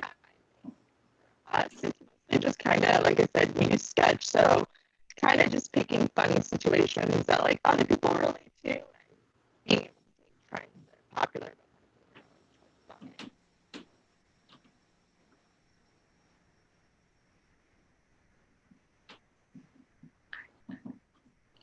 Gabriel, do you want to jump in with the next question? Oh yeah, sure. Perfect. So how long have you been on TikTok? So I've been, I don't know. Okay, so I've been on TikTok since it was Musically, so probably about 5 years now, I would say. Wow. Yeah, I've been watching since Musically, but I've been taking it seriously since March, I think. Yeah.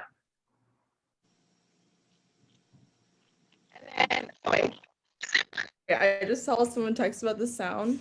Is it better if I take my headphone out? Yeah. Okay. I've been on for about a year now.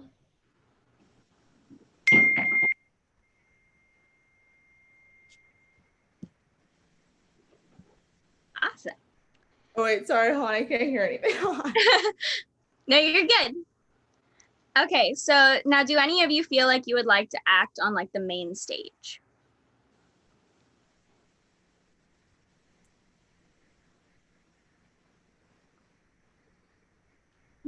I mean, I think that would be a really fun experience, especially to like try something new beyond social media. So yeah, that would be cool.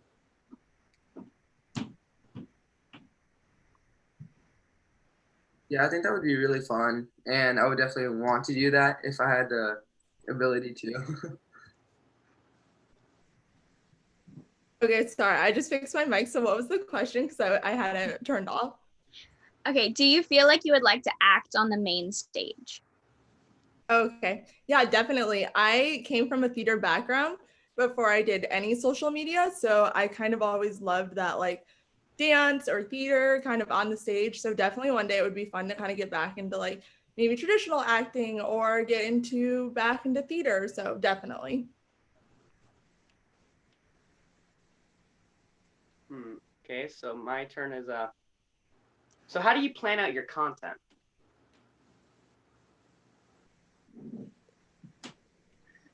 How I plan out my content is definitely just like kind of making a schedule for the week, but also, like I said before, like kind of following trends. So it's hard to make an exact schedule, but a lot of the times once you get in the flow of like figuring out what your fans love to like watch on your channel, then you kind of know like what videos to start making and posting, so you can like continue to like schedule those, if that makes sense. Yeah, I agree. I check my analytics and you can see like what sounds your audience like usually listens to.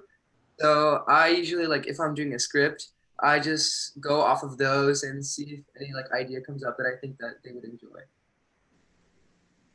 Usually I'll brainstorm and I'll kind of come up with an idea first. And I always like to try to keep like a general folder of ideas on TikTok on like my phone or in a notebook, so I can kind of always like go back to those original ideas.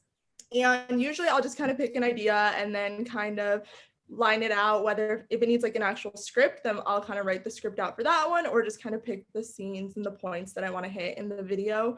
But I definitely try to like look at trends throughout the week to see if I can kind of pull from trends and incorporate them into a sketch. So yeah, that's usually what I do. What kind of advice can you give creators who are looking to enter the space?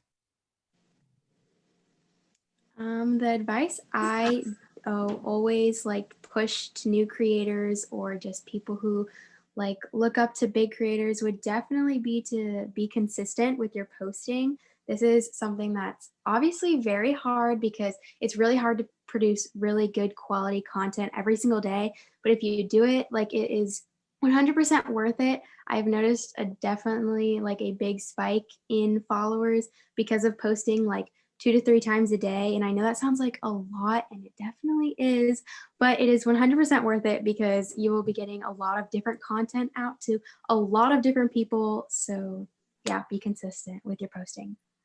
Yeah, I think another thing that I always try to say is kind of just like find the little ways to improve your videos. Like always try to be looking for ways to step up your videos, make them a little bit better. So just always making sure that like you can film in front of a window if you don't necessarily have like a light to film with. You can use, makeshift tripods, but just try to do your best and just try to find ways to always up your content.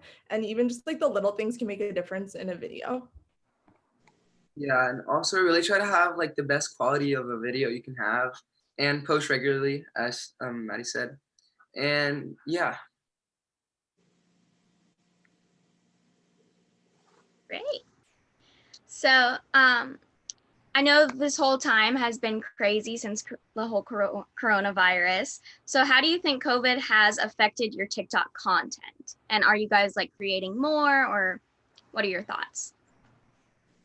I would say I'm definitely creating a lot more, especially with like the school aspect. Obviously, I'm still in classes and still doing school, but it's definitely like not as much as it was before. So I've definitely gotten a lot more time to like focus on my videos and focus on posting. And obviously, a lot of people are on social media more now than they were before.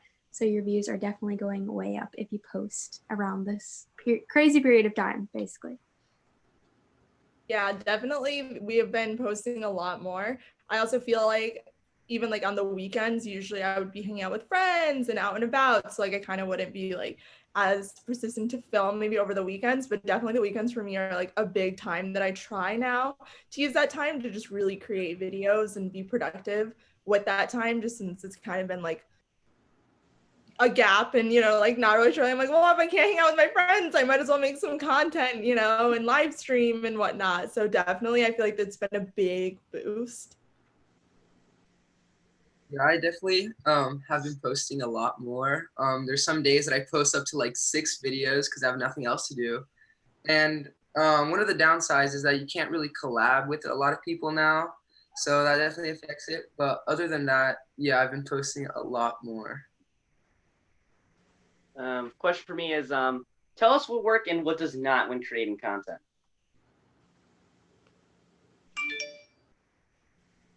I think one thing that I've always said that doesn't work is, just going exactly with what everyone else is doing, kind of just like taking someone else's video and copying it. word for word, like everything about it's just exactly the same. You definitely can have a trend and ride off of it and, be inspired by content. But a lot of times I think people just think it's easy to just kind of resurface that, content from someone else because it's easy for them to not have to come up with their own content. But it definitely, it shows in the end, and a lot of people usually end up seeing the original video. And it's just kind of like, one thing is I'm always like, just stay true to yourself and just like make your own content, be original with it. And, don't try to ride off of someone else's success. Yeah, I definitely agree with that. And I would also say another great tip is to like go to your like analytics in TikTok and look at your age group. I know that's helped me a lot. I have like a younger age group of like people on TikTok. So it definitely helps to like know what age your followers are because then you can gauge your videos towards that. I wouldn't do like some crazy like more like PG-13 style like videos if you have like a very young audience because that doesn't always go the best. So definitely like base your videos off of like who's following you and how old they are. That's a good tip I would give. Yeah, another tip I would say is definitely try to kind of stick with a niche. So kind of like stick with the style of videos that you make. So like a niche is like anything kind of that is that group of videos in a category. So there's like fashion videos, there's, dance videos, there's comedy videos. But obviously I do purely sketch on my main TikTok, but someone would be very confused if they followed me and suddenly I started posting like just TikTok dance videos. And we've tried, experimenting before and posting other videos, and it's just like, it's not what that person followed you for. So we found that it's best to kind of pick a niche and stick with that and really just try to build within that niche. Yeah, definitely. The faster like you can like think of a niche that you want to do like for a long time, the easier it is to like make posts about it. And also I've seen a lot of like dancers and stuff who use the same sound and the same dance every single video or like every other video. And then that's probably just gonna reach the same crowd. So that's probably not a good idea. What's the hardest part of being a content creator?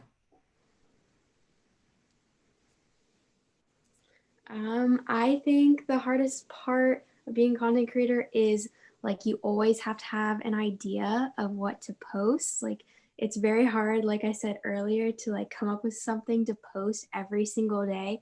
So that's always very hard. And I think another thing would definitely be that like since you're a content creator, you're in the public eye where like millions of people can see your videos, and sometimes that is very overwhelming and you have to make sure that you're posting responsibly. And yeah, I think for me, there's definitely like a lot of amazing things that come with it, but and honestly I think there's like not too many bad things about it, luckily. But one of them definitely is sometimes I would say like I think people underestimate the pressure of it, because sometimes it's like, even me personally, it's like if videos aren't doing well and I feel like my stats are going down, a lot of times like it can be hard to feel like I need to like quickly ramp back up, or try to figure out like why my videos aren't performing as well as they were 2 months ago, or why people suddenly aren't liking the types of videos. So I think sometimes just that like overall pressure of wanting to like make sure that everything is like going well. But in the end, I mean, like it is social media, so there's definitely always going to be ups and downs, and it's kind of just trying to figure out how to navigate through those and just understand that like it'll happen. Yeah, I definitely agree of like thinking ideas is very hard, because like one day you can wake up and you have like an amazing idea that you want to put in a video, but then like you want to post another time, but you just don't know what to put. Then like also overthinking is a very big part of it. And yeah. Next question for me is, how can you make a living on TikTok? So TikTok just actually released like their creator fund, which if you sign up for is really great for creators to earn money, kind of like monetizing on YouTube. It's similar to that, but obviously it's for TikTok. So there's that way. There's also just like collabing with different brands. So whether you're getting products from a brand and showing them off and you also get paid to do that, that is one way. Or I know that TikTok is obviously big on music and different types like of promoting music. So I know a lot of like music producers or managers will reach out to different TikTokers depending on what kind of videos they do, and you can get paid to use like certain audios on YouTube or on TikTok through like different people like that. Yeah, definitely. I think for us, the biggest two are what she mentioned, which were sound promos and then just like generic brand deals. And I think a lot of times people think that they have to like wait for a brand to reach out to them. But a lot of times it's the complete opposite, where it's like you just reach out to brands, you know, like you just put together your pitch to them and you just email a brand. And again, like it might not work out, but it also might work out. And, you know, like reach out to all sizes of different brands, reach out to local brands. Like as long as you're putting the hustle in and you're just reaching out, odds are you'll probably get a couple of brand deals. And I know that that's a big thing for a lot of people, is just like purely brand deals or how they make their money. Yeah, definitely brand deals help a lot. Yeah, you can either get some clothes or whatever the brand is, or you can also get paid. And that definitely helps out a lot. And yes, reaching out also helps, because the worst that can happen is they can say no, and then like you're like right where you started. But there's a really good chance that they'll say yes. So you should just like take the step and honestly just ask them. Since we're talking about brand deals, what is the best deal that you guys have ever had?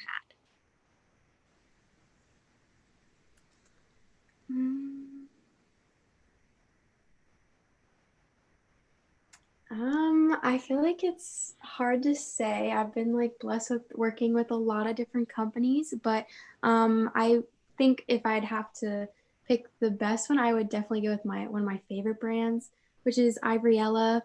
They're amazing. They have a great group of gals like sponsoring them and just like throwing videos out. They have amazing clothing for a great cause, which is obviously saving the elephants, which are endangered right now. I just love them. They have a great team, great social media. They're doing great things. So I would have to say them. I think for us, one of our favorite TikTok campaigns has been with the Ellen DeGeneres show. We did a campaign with them that was about like recycling. And that was a really cool one because it was like one for a good cause. And it was like a challenge that our viewers actually got to participate in. And it was just kind of cool being able to like do something with the Ellen show.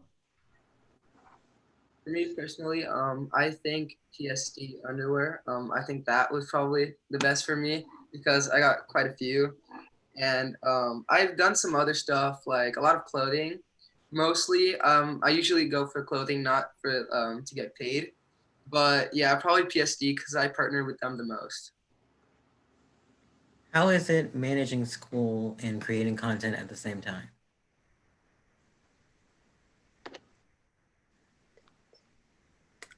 I think it's definitely a struggle at times because depending on what season of school you're in, it can definitely be like a lot or a little bit. So it's definitely like it comes and goes in waves, but I do think you have to have really good time management skills, which definitely if you're trying to like get bigger on social media and become an influencer, you definitely have to have that as one of your top skills. So yeah.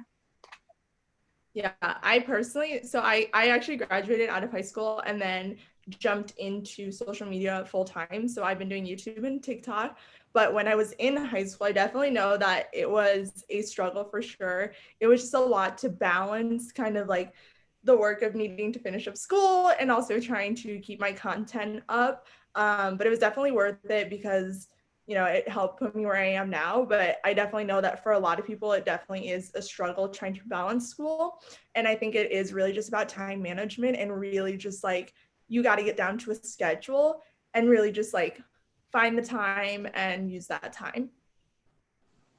Yes, I 100% agree with that. And also quarantine school, there is like a upside about it because now you can make a lot of videos about it, like school during quarantine. And that definitely gets you like quite a bit of views if you do it correctly and the audience likes it. So it's good and bad at times. So who are you currently working with?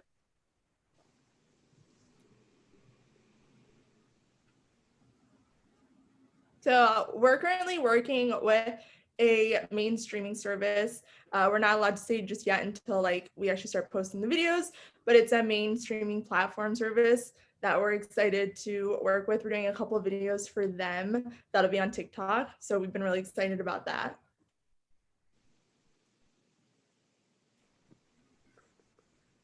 I've been working, like I said last time, with Ivoriella, and I also work with just different like clothing companies. It's not really like how you, I'm like at a lost words, but like it's not like a full like, oh, I'm consistently working with them all the time, but like it's occasional like brand deals with different like clothing companies, and also just like generic lifestyle girl products that are very helpful for everyday use. So yeah.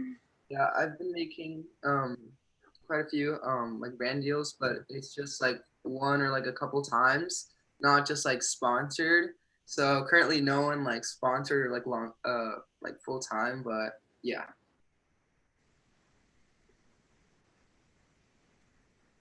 All right. So, what is the best advice that you can give our audience today if they're trying to grow on TikTok? I think honestly, just like being consistent and wanting to do it because you want to, you know, and really just making content that you enjoy, not really trying to be someone else, not trying to, you know, post something because it's in the, you know, quote popular genre. Like really just do it because you want to and it's something that you enjoy doing.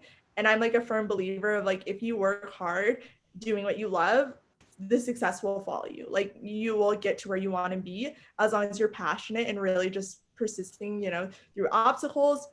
Always be willing to learn about stuff. I always say like there's 100 videos on YouTube about how to grow your TikTok account that even like I personally have watched so many times to really just understand the algorithm and understand, you know, the ins and outs of how to try to get a video to hit the For You page and all that. So I really think just like learning and wanting it and just being persistent.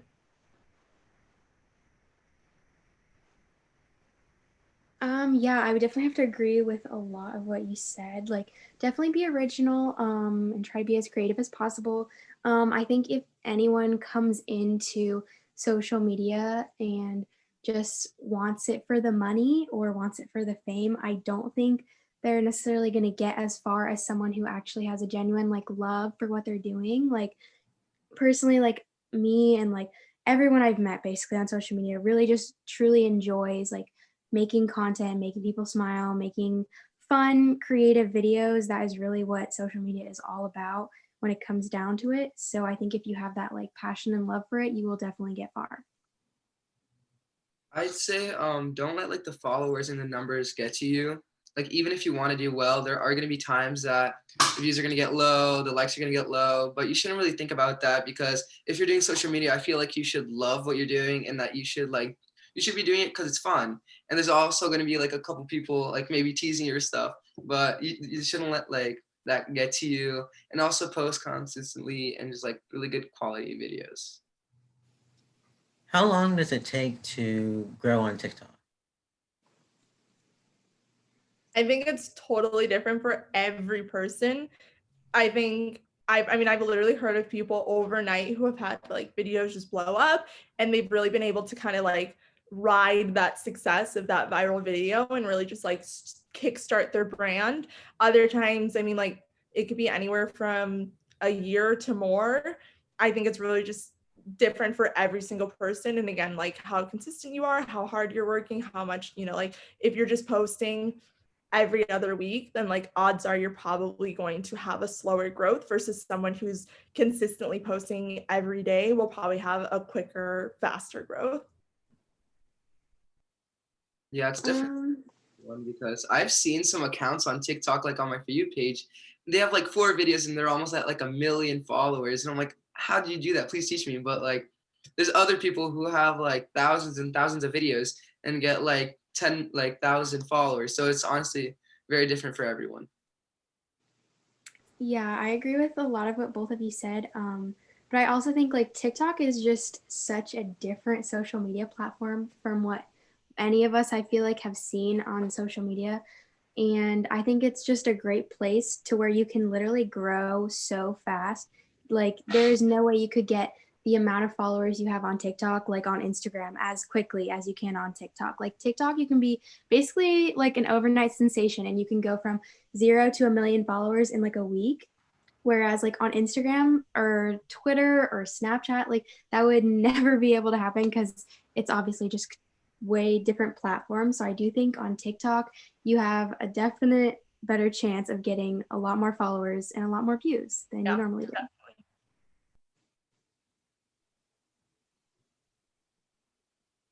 So, what do you think?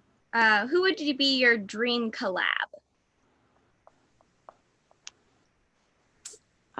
I think my dream collab would be James Charles. He is a king, a queen, and everything and more at makeup, and I would just love to collab with him. I think for me it would be Zarbro because I just really like his vibes. Like all his videos have this like cool like I don't even know how to describe it. It's just like I really like how he doesn't try too hard on the app, but it's still super cool. I don't understand, but yeah, definitely Zarbro. I think honestly probably James Charles too, just thinking about it. Like even though I don't do anything like beauty related, I've always just been so fascinated with James Charles and like his brand and like how successful he's gotten. So I think probably honestly like James Charles too.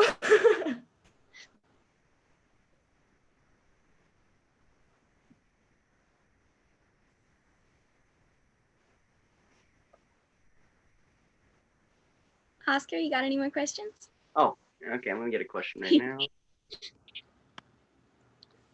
now. How do you have great self-confidence?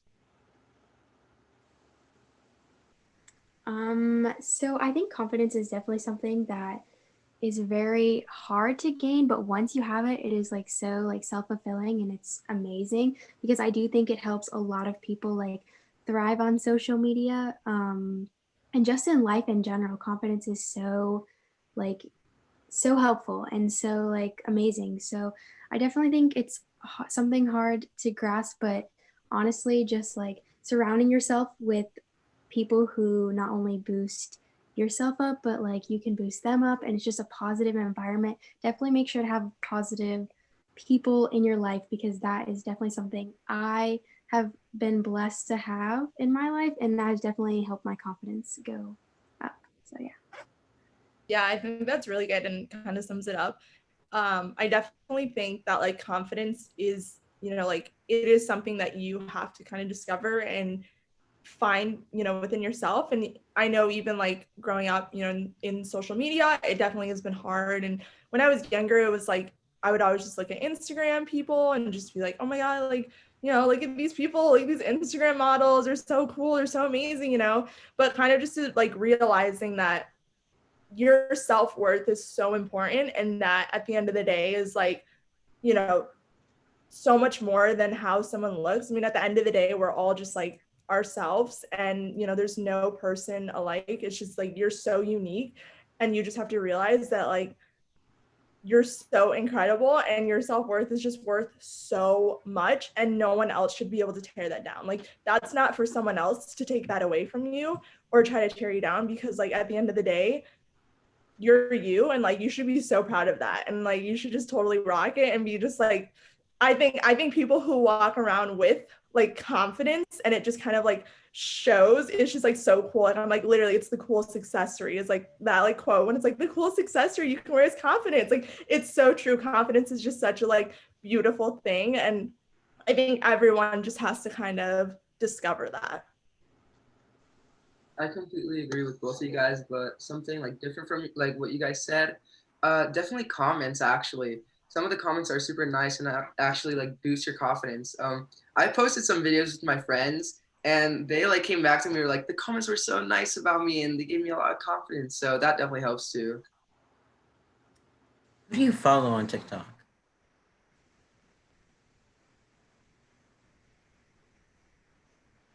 Wait, what was the question? Oh, yeah. Who do you follow on TikTok?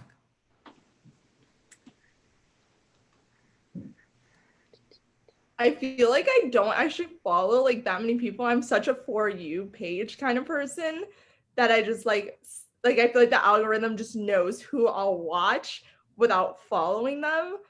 So I'm trying to think like who I like see on my For You page. I feel like I follow like a whole like complete random spectrum of people. I follow like everyone from like Charlie D'Amelio and Addison Rae, but then I also follow all of the Dance Moms girls because they're queens and I'm obsessed with them. And then, but I also follow like a lot of my friends. So yeah, it's just random mixture of people. I follow a ton of food people because I always am like never know what I want to eat. So anytime I see like someone who makes like cakes or food, that's probably like my most followed is like food and like bakers. Yes, I follow a lot of different people, like talking about the food, like the Swiss cheese guy that like cuts the cheese and stuff. But I also follow like a lot of dancers and a lot of like comedians like Polo Boy. So definitely a lot of different people. Awesome. Well, that just about wraps up our time here. Thank you guys so much for talking to us and answering our questions. Of course. Thank you guys so much for the amazing questions. Awesome. Thank you. Bye. Bye. Bye.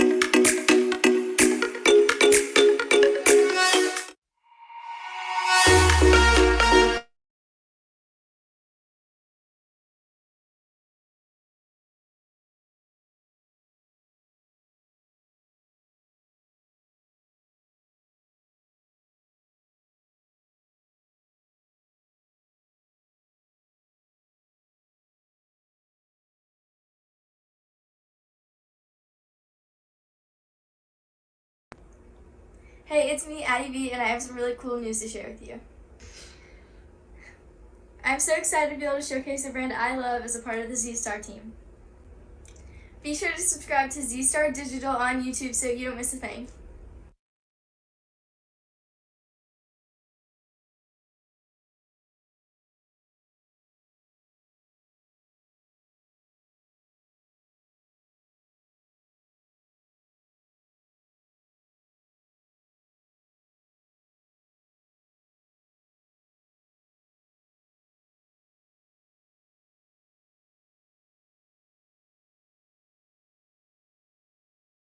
You my shawty, you my girl, you my sunlight, you my world. I say hello, you've been on my mind, bust down with the best, so you can't tell my time. Some come with baggage, but baby you got none. Me and you, we live in lavish, they bounce while we why I always check your status, me and baby got bad habits. Bust on yellow Cardi glasses, drip you down in all your fashion. Love for you is everlasting, shining like the sun. No matter where you are, you always gon' be the one.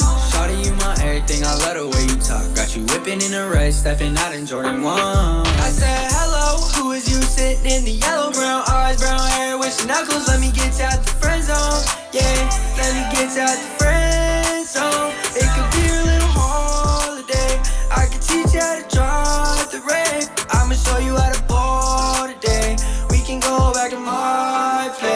Cause I feel it in my gut and I feel it in my soul. You're the only one I want and the one I wanna hold. Please don't go.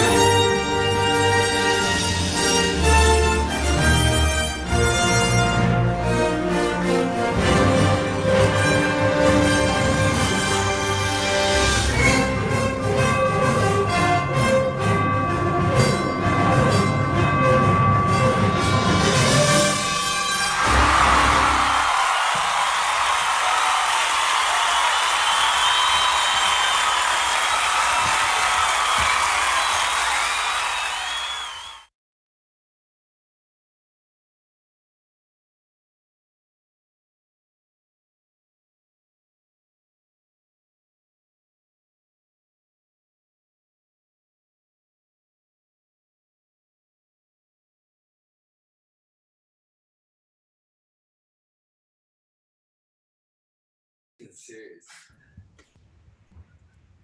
Hello? Hello? Hello. Hey, how are you? Hi. You guys doing? Hold on, can you see us or? No, we cannot. Nope. Let's see here. Oh, start video bottom left corner here. You'll always find it. Okay, can you see us now? Yes, we can. Okay, Hi. cool. Hi. Hey, how's everybody doing? I think we're still waiting for Ace right now, and then Hope and Johnny are going to join in a couple minutes. So, what's everybody's name? Oh, hi. I'm Lacey Caroline. Hey, I'm Gabriel. We talked over each other. I'm so sorry. There is a fish. And where's everybody from? Here, can we do like? I think it's gallery view. Yes, there we go. Perfect. Okay, cool.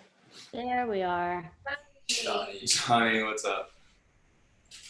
So, hi, I'm Lacey Caroline. I am one of the hosts for today's panel. So, hello, everyone.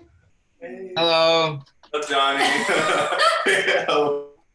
Wrong way. There we go. There we go. Okay, and let me go and knock on Ace's door real quick. Hope we can't hear He's sleeping. Hi, Lauren.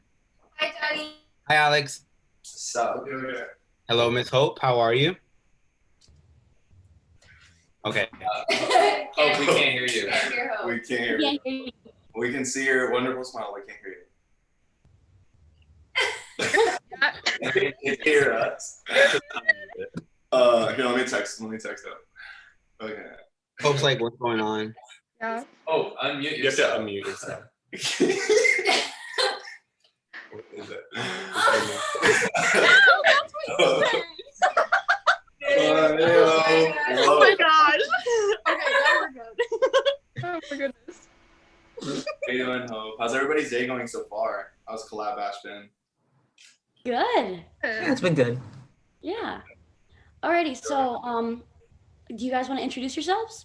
Yeah, for sure. Let's wait. Okay, well, I guess we'll start with introducers. So I'm Josh, create content and everything, and I also manage the team here at Halo House, which is launching in a couple weeks. And then, how's it going? I'm Alex. I also create like comedy skit videos, things like that. And I'm Lauren, and I do like short form videos, just like Alex does. And then we have Garrison over here, who's our team member and the brain behind some cool stuff. And then Ace will introduce herself when she gets here. She's finalizing her glam up. But what about you, Johnny and Hope? Hope, after you. Okay, I just do comedy TikToks and I occasionally post on YouTube, but yeah, I'm Hope.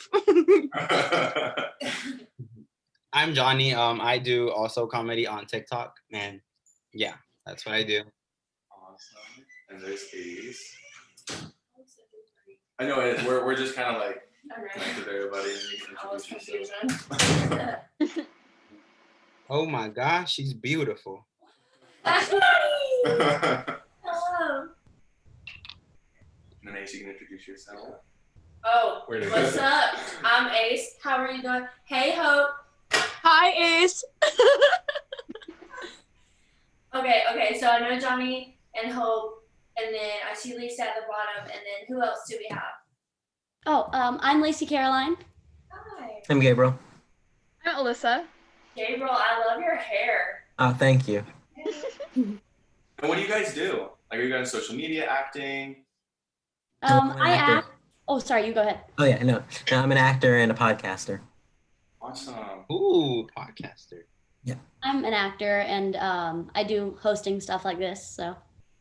I'm an actress, and I do mainly like Instagram content. Awesome. Casey's an actress as well. Yeah. Johnny too, actually. I'm excited for the thing today. I heard that what was one of the other houses that were supposed to join? Was it what was it called? The Alpha House? Alpha House, yeah. I think they didn't come through today, but I'm glad that we were able to join. And then we just started. So like when we do it, like I guess you have like a list of questions, and we'll just go through them and go back and forth. Cool. And we'll start at 3:30. Is Laura joining us at all? No, she is not. Okay, cool. Yeah. All right, so I guess we'll go ahead and get started just a little bit early because we have extra questions as well. So let's start with, tell us about the Halo House and how it came to be. So it's actually interesting. We've been friends for like 2 years now, and Halo House really didn't have a name yet. We just kind of wanted to live together, and we experimented it with a couple friends. And I have a management company, Gen Free Management. So we have 10 artists in total. We're a group, we're a team, and we're working on really just expanding our content. And Halo House was kind of a way for us to express ourselves and have a safe space to create. And we're like, okay, we want a cool house. We want to be able to create. And then we kind of turned into a club as well. So anybody can come visit that's under management, who's looking or is interested in management or just creating. That's kind of how we started it. And then, Sorry, Hope's cat. I keep looking like I'm trying to cover her up right now. Okay, yes. And that's how, so we haven't actually even launched yet. We have like another week or two, and then Hope's gonna come visit, and Johnny's gonna be here in a week, and we're in Arizona, so we're super excited. Yes. All right. Yes, Awesome. very exciting. I'm so sorry. My cat distracted me very, very badly. Oh, I'm sorry about that. I'm a mess. So Alyssa, would you like to take the next question? Sure. So I heard you guys said you guys were based in Arizona, but where is everybody else based? I'm in Minnesota right now. I just have my own apartment. I just recently graduated college, and so I just had this apartment literally like a block off campus. And we were all gonna live in LA for like Halo House together, but because of COVID, that didn't happen as planned. And like they had mentioned, I hope to like visit Arizona soon. I mean, obviously, if like the circumstances are safe enough, because I'm still like a little bit worried about everything. But we're thinking, Josh, like December, right? For like all of us to go to LA. Is that like still? So September, you're gonna like come visit, hopefully in September, and then we're gonna have like Preston come visit, like a couple other friends that we wanna like hang out with, and then we don't really know. December, we're gonna like that's another thing with Halo House. Like it's not a set house. So like we're gonna travel. We're also like producing a reality show, and like we're gonna talk to Hope about it and see like kind of where we want to take it. And it could be that we kind of go to LA for a couple months, or we go to Texas for a couple months. We're like really not stuck on anything. Also because of COVID, it's like we don't know yet. It's kind of crazy. We're living in a time that's like really unprecedented, and it's just hard to know where we're going. Mm-hmm. Totally. What is the focus of Halo House? The focus of Halo House is to produce original content and inspire. So, like we're here having fun, obviously, and doing what we love doing, but we also want to be our genuine selves and see who that we can bring in, have an impact on. And we're just like really expanding too, like with the reality show, we want to start, going on to producing the reality show, and then also focusing on everybody's content, and then finding new people, new talent that we can represent and help and like be friends too. And really just kind of build our community. So that's our focus, but we're all excited individually. I know like Ace is, working on new stuff, and Alex is too, and Lauren, we all are. So super fun. Yeah. And I think Johnny, if you want to like say where you're from originally, and you're moving here too, which is crazy. Oh yeah. So I originally live in LA, but because of COVID, I came to spend quarantine with the fam in Texas, and I'm gonna go to Arizona in a week or so. I'm gonna be close to Josh. I'm very, very excited. I'm very excited for that. Yeah, that's it. That's it. Alrighty. Let's find another question. How long were you at this house? We have been at this house for what? 2 weeks. 2 weeks. 2 So weeks. very fresh. Very fresh. We literally were just looking. We had a crazy real estate agent. She's just so sweet, and she was helping us find different homes. And this is the one that worked out. But we were at a house with a couple other friends that like it wasn't our branding, but we were there for like 2 months. So we were a month and a half, right? It was like a month and a half. Yeah, we were there for like a month and a half, and then we were just like, okay, we're gonna go to this house. So it's new, and we're probably only gonna be here for like 2.5, 3 more months, and then like see what the next step is. So how do you guys manage living with a bunch of people and still keeping your own space? Maybe H, you take this one, you guys. I think it works out pretty well because we all have our own rooms, and we got like that was like another thing that we considered when we were getting the house was like we wanted to make sure everyone could still have like their own space. So we did that, like we worked that out beforehand, and I think it's working out really nicely. Yeah, and we're just having so much fun. And it's like we each have our own rooms, we all have our own bathrooms, everything. It's like the goal is just to feel like everybody's at home. Like we don't want it to feel like everybody's just like going to this uncomfortable place where they can't be creative. And you know, whether we get a bigger house or a smaller house, really depending on what happens in the future, just keeping that in mind on how we can like live in a good sync, you know? Yeah. How do you know what content to create? What takes makes you feel?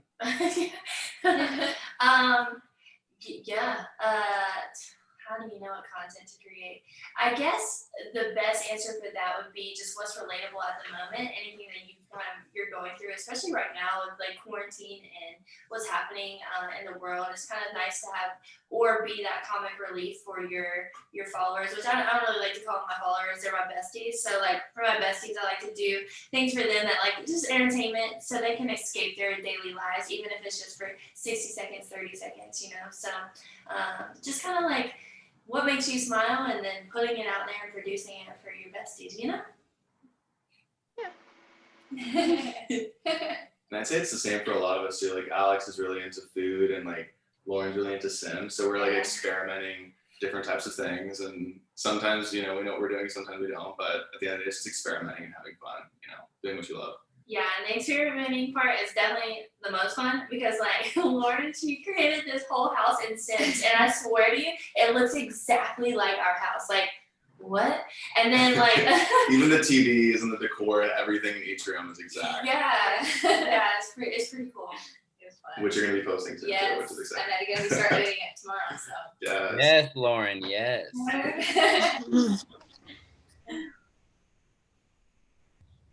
So, anyone else want to add to that? Well, I'd say like how I create like how I know what to post. Like mentioned, I like try to keep up with trends and all that stuff, but putting my own twist on it. But a lot of times, I mean, if anyone's seen my TikTok account, it's very chaotic. So just anything that comes into my mind, I have a very like active brain. I don't know if it's functional or dysfunctional, but it's working for me. But I just kind of post whatever pops into my head, and that's just basically what my account is. And it's always been that way, but I found like during this whole quarantine thing going on that I am posting more. I think it's because I'm stuck by myself living in my apartment. I'm going insane. So I have more content, you know? So like just kind of making the best out of this sucky situation has like made it so I am producing more content. I don't really plan anything, but I just kind of post whenever I want to post and kind of whatever I want to post. We love it, Hope. Yeah. Yes, bro. Yeah. And what about you, Johnny? Same thing. Like, I feel like quarantine, like, there's nothing more to do than to like post TikTok. So like, you just gotta write it. Just film so much and just post, and yeah, just having fun. Doing what you love. Yes. Yeah. Wow, that was deep. Awesome. All right. Tell us a little about yourself and what you do on TikTok. Do we want to start like Ace, Lauren, Alex, and then Johnny? With me? Okay. So for me, it's like, you know, I love like creating content. Like I've always loved it. It's always been something passion of mine. It's like characters, just doing fun stuff. And I started with it like a couple years ago and kept going. And you know, TikTok, Reels, Instagram, there's like so many different platforms that like allow us to express ourselves. So I think it's like also one thing I really love the most about creating content is the community that we get to be a part of. Unfortunately, in the community, it can be scary because you never really know who you can trust. Sometimes you don't know who you're going to vibe with, you know, what people are like, but you know, we found our group and our family. So, you know, still doing it. That was beautiful. I don't know. I guess I'm just like anything that pops in my head that I'm like, oh, I think that's funny. Like personally, I really think that is comedic. Then I'm like, oh, okay, I'm gonna film it. There are sometimes where I have no idea what I'm gonna film, so I just don't post because I have no good ideas, and I'm like, this isn't really funny, or that's not funny, or all my ideas need more work. So I I don't really know. Sometimes I'm just like, something pops into my head, or I get an idea and I work off of that idea and just build it up to the funniest thing that I could possibly think of. And then I film all of that and post it. That's just how I kind of work on TikTok. It's kind of sporadic, very unorganized. Yeah. For me it's also like pretty random. I've done like skits, I've come up with this like mom character, which is like always super like relatable. Like I get my ideas from my actual mom, but when I play the character, she's like not like my mom, but I just get the ideas from her. But like I can do like story times or like vlog style, or just relatable skits and ideas that I come up with. Yeah, like Lauren had a really cool story time that did amazing because the kid that you were babysitting growing up. Yes. Yeah. So if an opportunity comes for like any kind of content, I like usually would film it, because the girl that I used to babysit back like 10 years ago, I haven't really seen her, and she reached out to me because she found David Dobrik's dollar, which he posted on TikTok. He said, he was like, if you find this dollar, I'll give you $10,000. And she found that dollar, and then she reached out to me, and then I used my platform to help her get to David Dobrik to let him know that she found his dollar. It was pretty crazy. Some really dope story times, even with like saving a dog and it's just everything. Yes. Yeah. I saw the David Dobrik dollar video. I was like, whoa, that's cool. Video too. What was the code word? Cherry soda? Yeah, it was cherry soda. So that was it on the back of the dollar. Yeah. I even started doing TikToks because like most of the actors in this room know that like normally 99% of our life we're auditioning and we hear no, and like we don't get any satisfaction from that normally. So when I started doing social media and I just started posting on TikTok and getting that instant gratification with views and with like the comments and actual like getting validation somewhat of like the talent that I had, I was like, wow, I can actually do this. And so that pushed me to keep doing it, and I just started finding like certain funny things in my life that I just felt like could be a video, and I just do it. Most of the TikToks that I do are what I like to call mashups. So what I'll do is I'll take trending audio and put it in a conversation with myself, and have a conversation with myself using the audios. And so I really have fun doing it, and I probably spend way too much flipping time on TikTok, but it's definitely helped to my advantage, and I love it. So that's kind of like the content that I like to post. What about you, Johnny? Yeah, so when did I start? I started like last year. Josh actually made me start TikTok. He like pushed me to do it. So thank you, buddy, thank you. I started doing these videos with like a watermelon who was like my child, who I loved and like take care of, like, it was like my daughter, like I cared for her, and then like at the end of the day she would die, but like she would come back to life, so it was okay. After that I started like evolving my content more to like doing like mean kid videos, just like a lot of experimenting, just like going everywhere and just having fun, I guess, you know what I mean? So yeah, that's me. What about you, Hope? So I started back in 2016, and I started with hula hoop dancing videos, and I just did that for probably almost 2 years straight. And then I started doing comedy videos, and that's like when my account really started taking off. I was verified, I think like January 4th, 2017, just like from, I don't know why I memorized that, but like that was just for like my hula hooping videos. And then I wasn't posting that much, but then when I started doing comedy, I got such a like larger return, and I just kept doing that. And now I just basically almost always do comedy videos with like a hula hoop video scattered here and there. But yeah, like I mentioned before, it's just stuff that really just like pops into my head right in the moment, and then I make a video like right away while it's fresh in my mind. And so far that's been working, and I really enjoy doing that. So yeah. So wait, Hope, were you the girl that I saw get like her nose ring stuck to a pillow? That was this one. That got stuck to a pillow. But I got a giant hoop stuck in my nose too. So I'm like cursed. I get like stuck in everything. You also died in your late. What?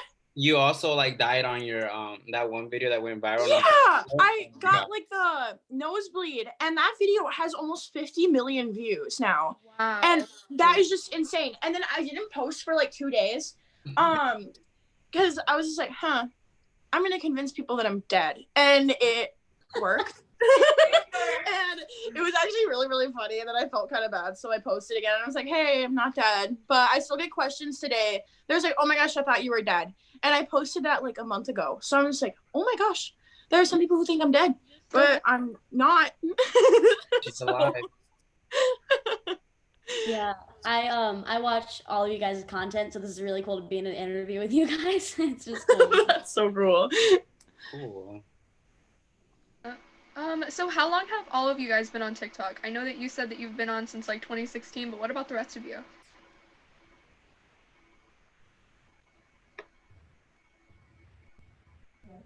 I started because Josh was like, you need to make a TikTok, and well, technically he was like, you have to get into this party. So then I was like, I was like, yes. I was like, this is it's an opportunity because Musical.ly had just merged to TikTok. So I was on Musical.ly maybe.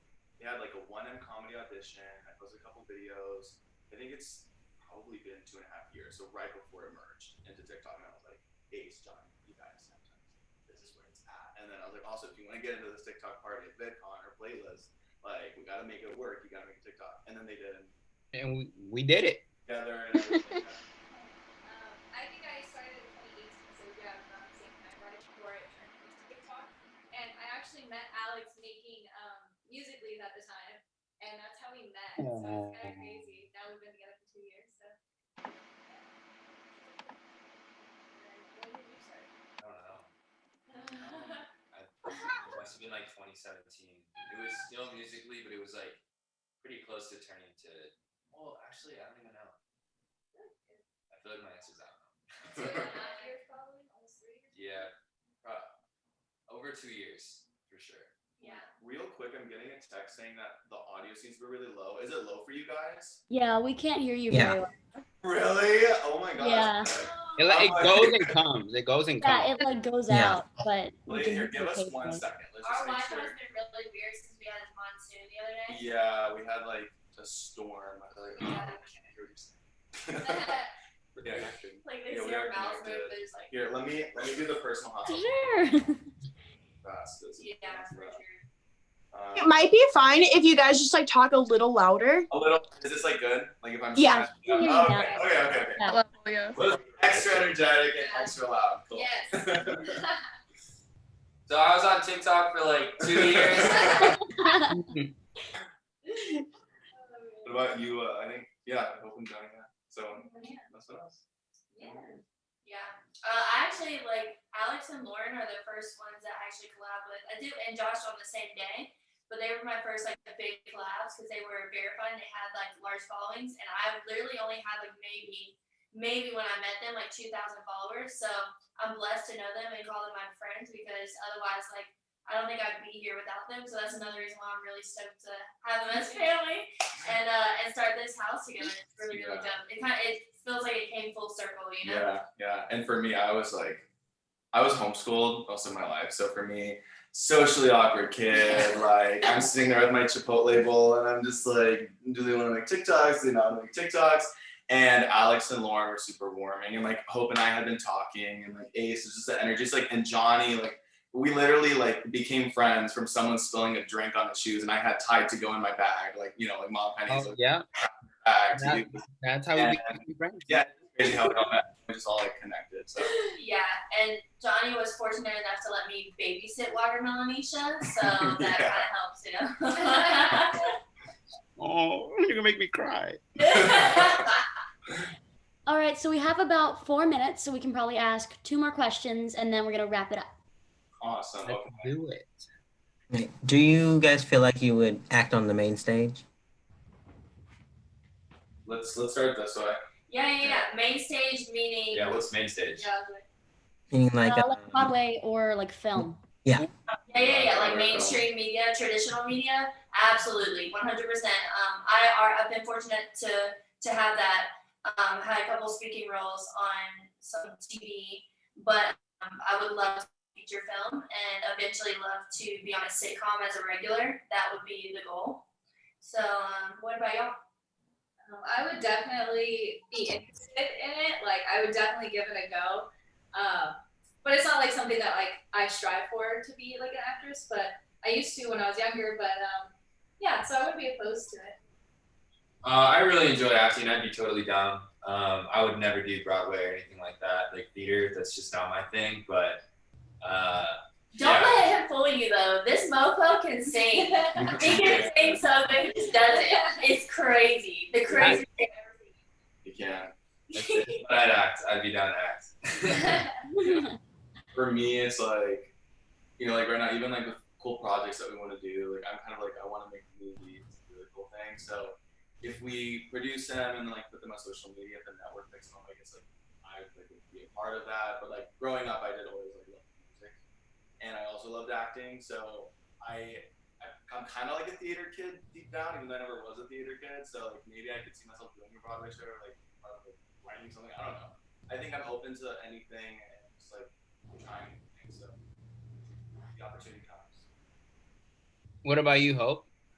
Try it. I don't know how good I'd be at it. I feel like I'd be better at kind of like an improv thing, staying within comedy because I am so bad at being serious and I can't memorize anything. So I don't know how good I would be at remembering lines, stuff like that. But I feel like with practice, I could get pretty good at it and be something that I'd be willing to try.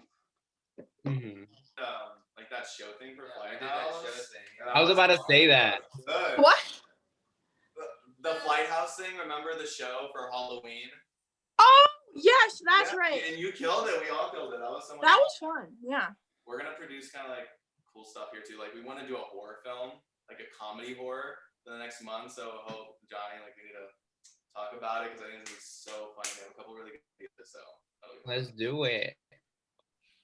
That sounds awesome. I don't know if we have time for another question. One question. All right, last question, and we'll make it like 10-second answers. Alyssa, do you want to ask it? Sure. Do you hold on, let me see. What kinds of advice can you give creators looking to enter into this space? 10 seconds, go. Okay. Advice would be original. So be as original as you can be, who you are, what you love doing. So if you have a desire, for something, just do it. Be yourself, because if you're not gonna enjoy it if you're not yourself. Be consistent. Always try to push out as much as you can. Nike, just do it. Don't think about it. Rip that Band-Aid off and just go for it. Grab your phone. Grab whatever you have. Doesn't have to be professional equipment. You don't need a computer. Do it. Put that idea out there because if you don't do it, somebody else will do it. Do it. I'd say be as authentic as you can and no shame. Just be yourself. Yeah. Just do it. Just go for it. Just do it. Just do it. Just do it. All right. Thank you, guys. Wow. Thank you guys so much. Before you guys go, can we get your handles for social media? I'm live on pretty much everything. You can go. Okay, my bad. My Instagram is hope.schwing, and then my TikTok's hope_schwing, and my YouTube is hopeschwing. Johnny? Oh, my TikTok is Johnny Boy, and my Insta is Johnny Rubio. And yeah. With 2 Y's. 2 Y's. Oh yeah, sorry, 2 Y's. Thank you, Ace. Mine is Ace Cross Crook on all platforms. Mine is I'm that Lauren on all platforms as well. Mine is Alex Kay on Instagram and TikTok, and then my YouTube is Alex Kawaguchi. Yes. All right, thank you guys so much, and this is our last panel of the day. So thank you to Z-Star Talent Digital and Force Social. Thank you guys so much, everybody, for being here, and I hope we can all work together again soon. Awesome. Thank you so much. Thank you, guys.